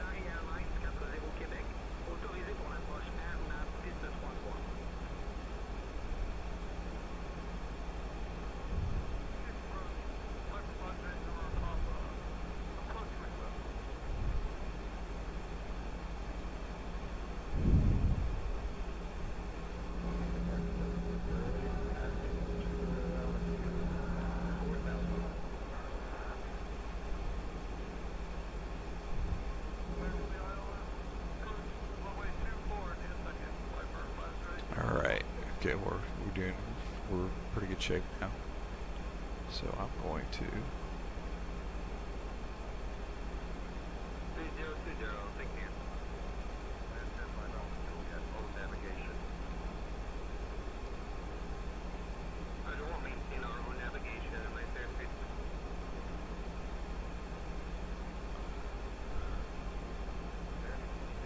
Contact Phoenix approach on 126.8.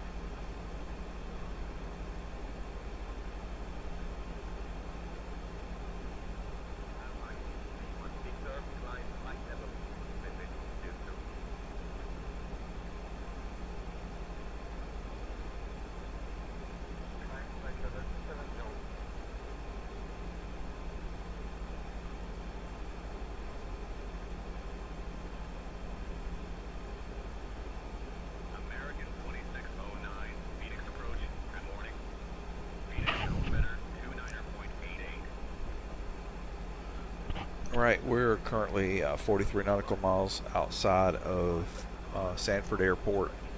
We are going to be doing an approach for 27 left, and we are currently at an easterly direction to go back and set up.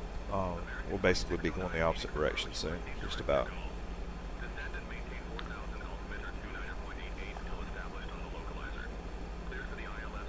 Airport somewhere way out there.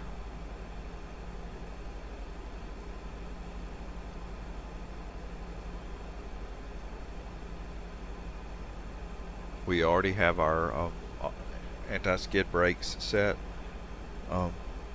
We're at about 220 knots.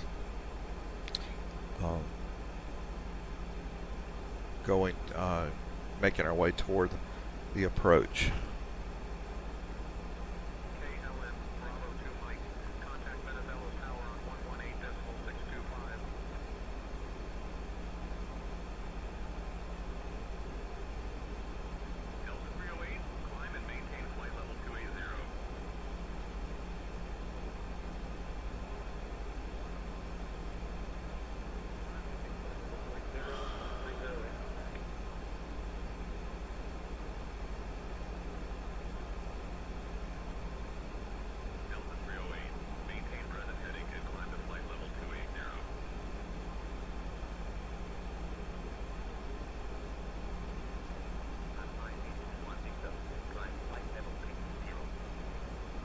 $2,500.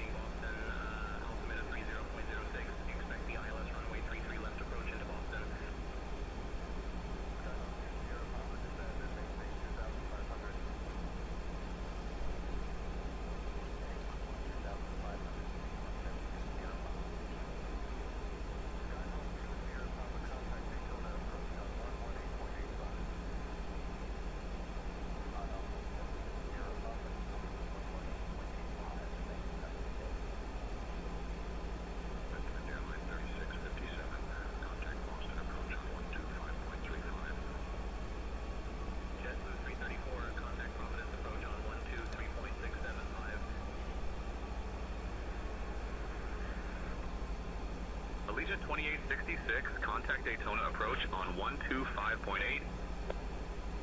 Contacting Daytona approach on 125.8. Allegiant 2866. Allegiant 2866 requesting direct to XFM.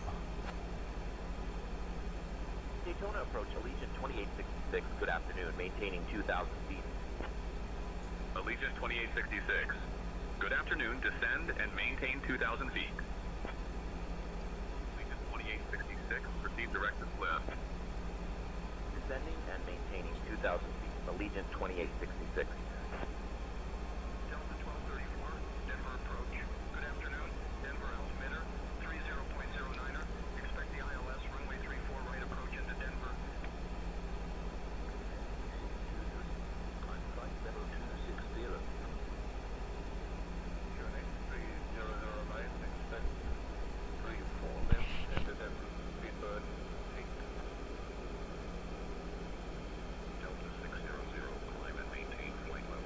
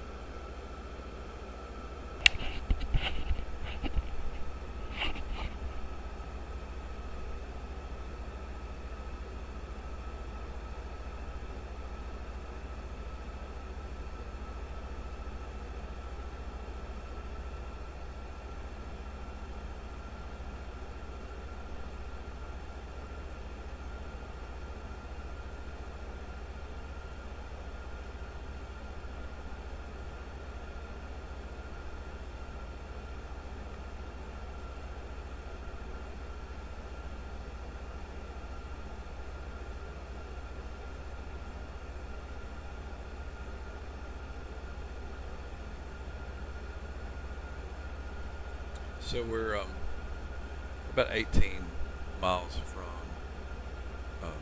the airport, and we're about the same. It's about the same distance to our waypoint for our approach. So just take it slow and easy.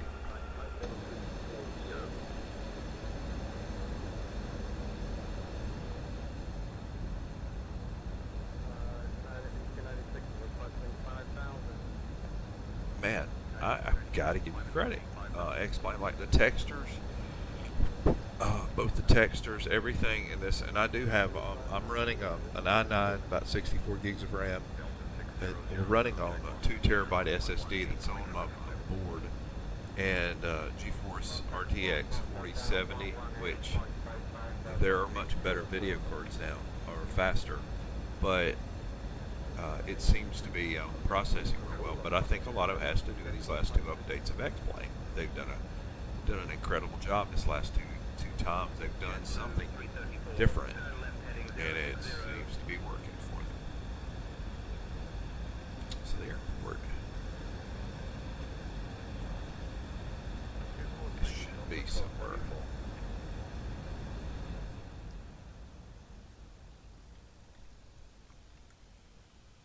That way. Get back in the plane.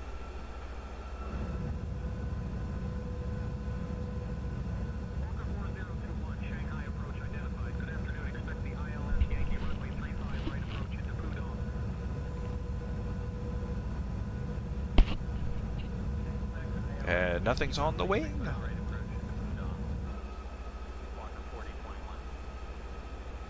Okay, we're at 2,000 feet, 13 miles from the airport, but also about 13 miles from our waypoint at XFM, getting ready to set up here.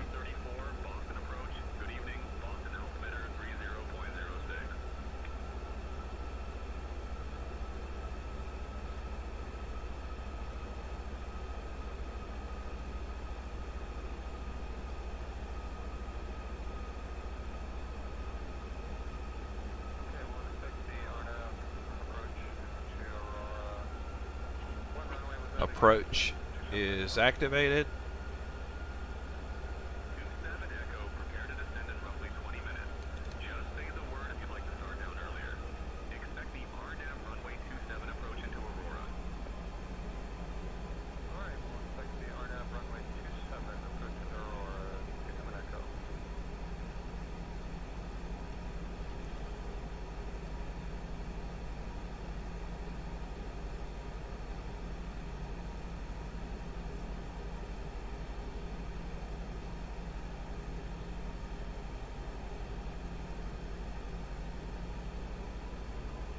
See our and we'll verify 110.15 is our frequency.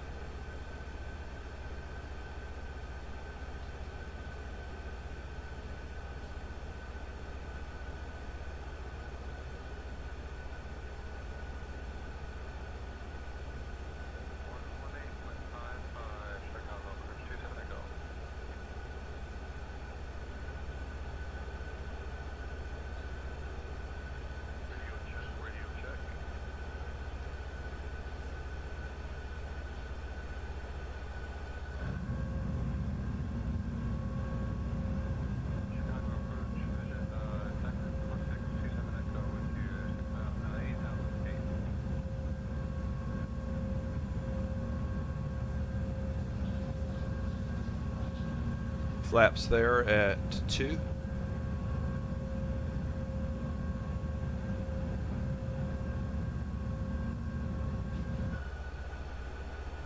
Allegiant 2866, contact Orlando approach on 119.775.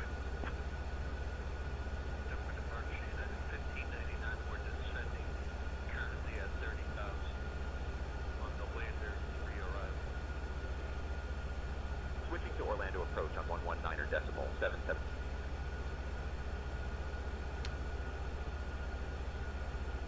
approach, Allegiant 2866, afternoon, maintaining 2,000 feet. Allegiant 2866, Orlando approach. Good afternoon, Sanford altimeter 30.01.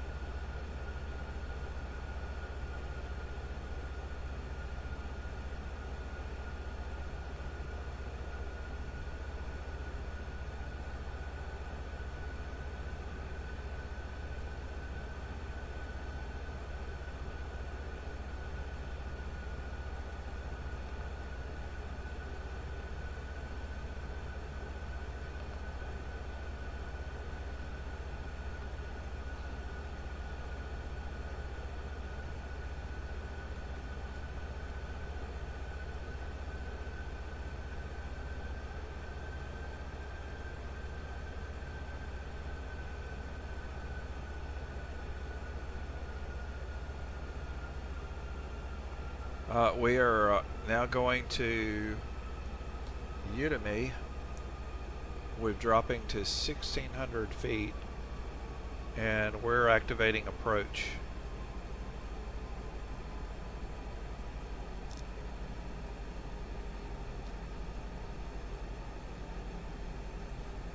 And gears out. Gear out.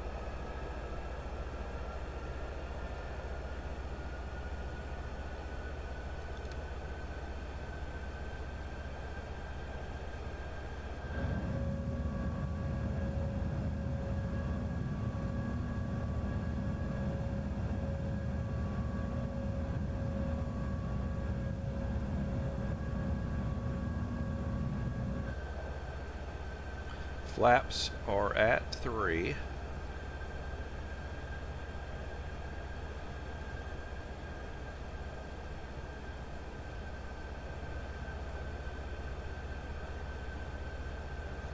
And we're going Allegiant full flaps. 2866, Orlando approach. Proceed direct UXFIM. Cleared for the ILS runway 27 right approach. Proceeding direct UXFIM. Clear for the ILS runway 27 right approach. Allegiant 2866.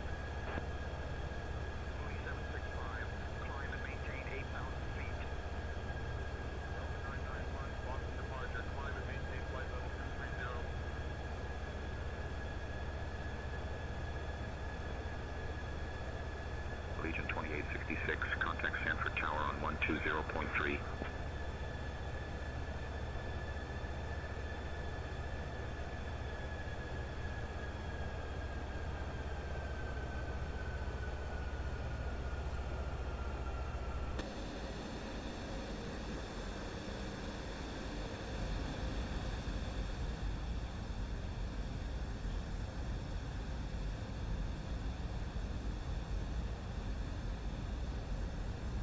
Okay, as of this moment, I would call this stable approach. Stable approach. Full flaps.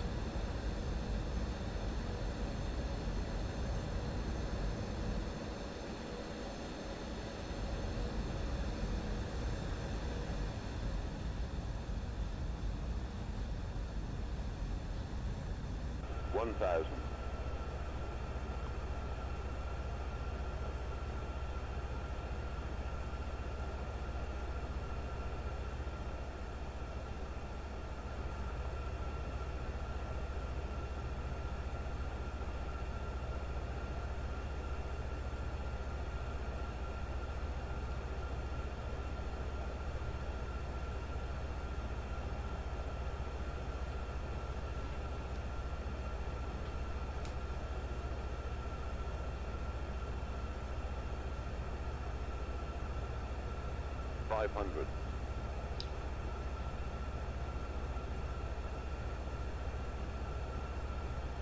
$400.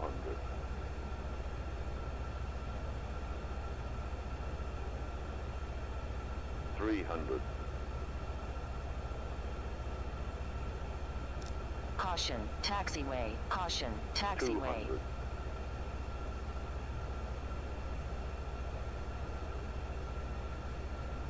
$100.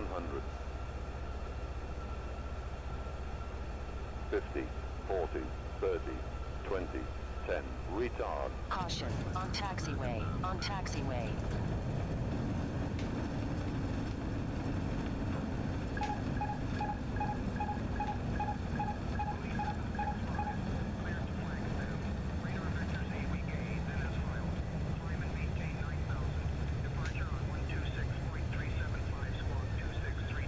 It feels, this model feels so much different.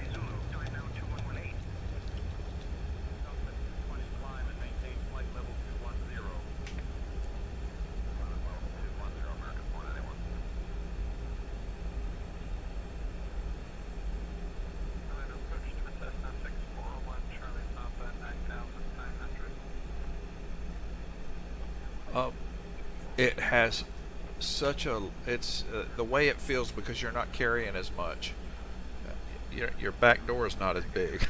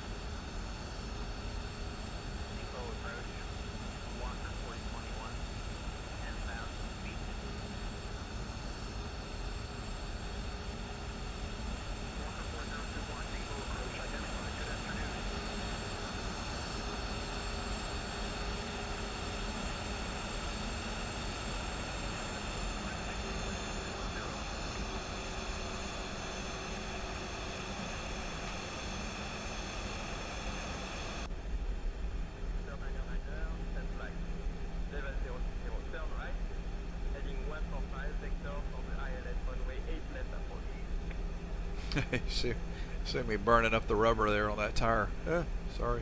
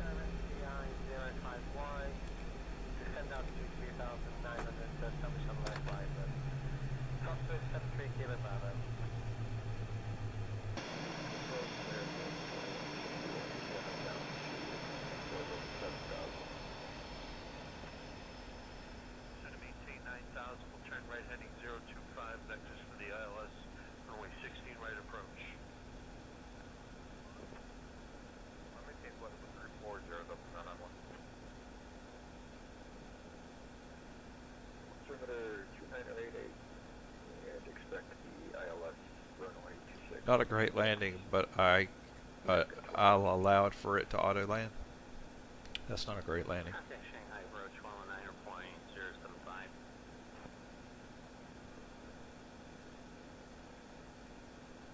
Walker 4021, Shanghai approach identified. Good afternoon, Pudong altimeter 29.74.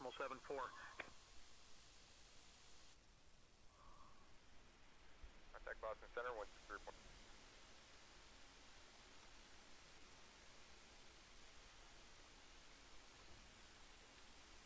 Allegiant 2866, contact Sanford Tower on 120.3. Confirm 34 right for Delta 312 Heavy. Contacting Sanford Tower on 120.3. Allegiant 2866. Since on this particular craft, there's something not set up right on replays. Good afternoon. And it doesn't, it's not replaying the, you notice it's not replaying the Allegiant engine 2866, noise. Sanford Tower, roger. Continue approach for runway 27 right. Allegiant 2866, Sanford Tower, wind 030 at 5. Runway 27 right, cleared to land. Runway 27 right, cleared to land. Allegiant 2866.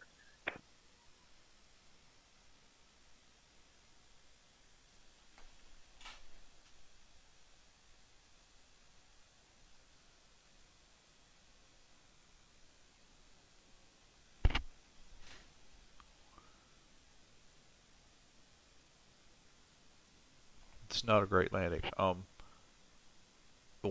gonna do manual landings from now on.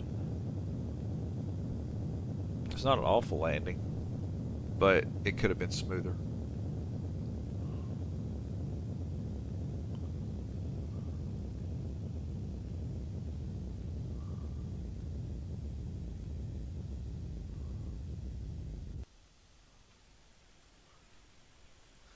All right.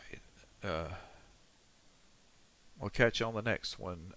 There, we'll see if we can't go somewhere interesting.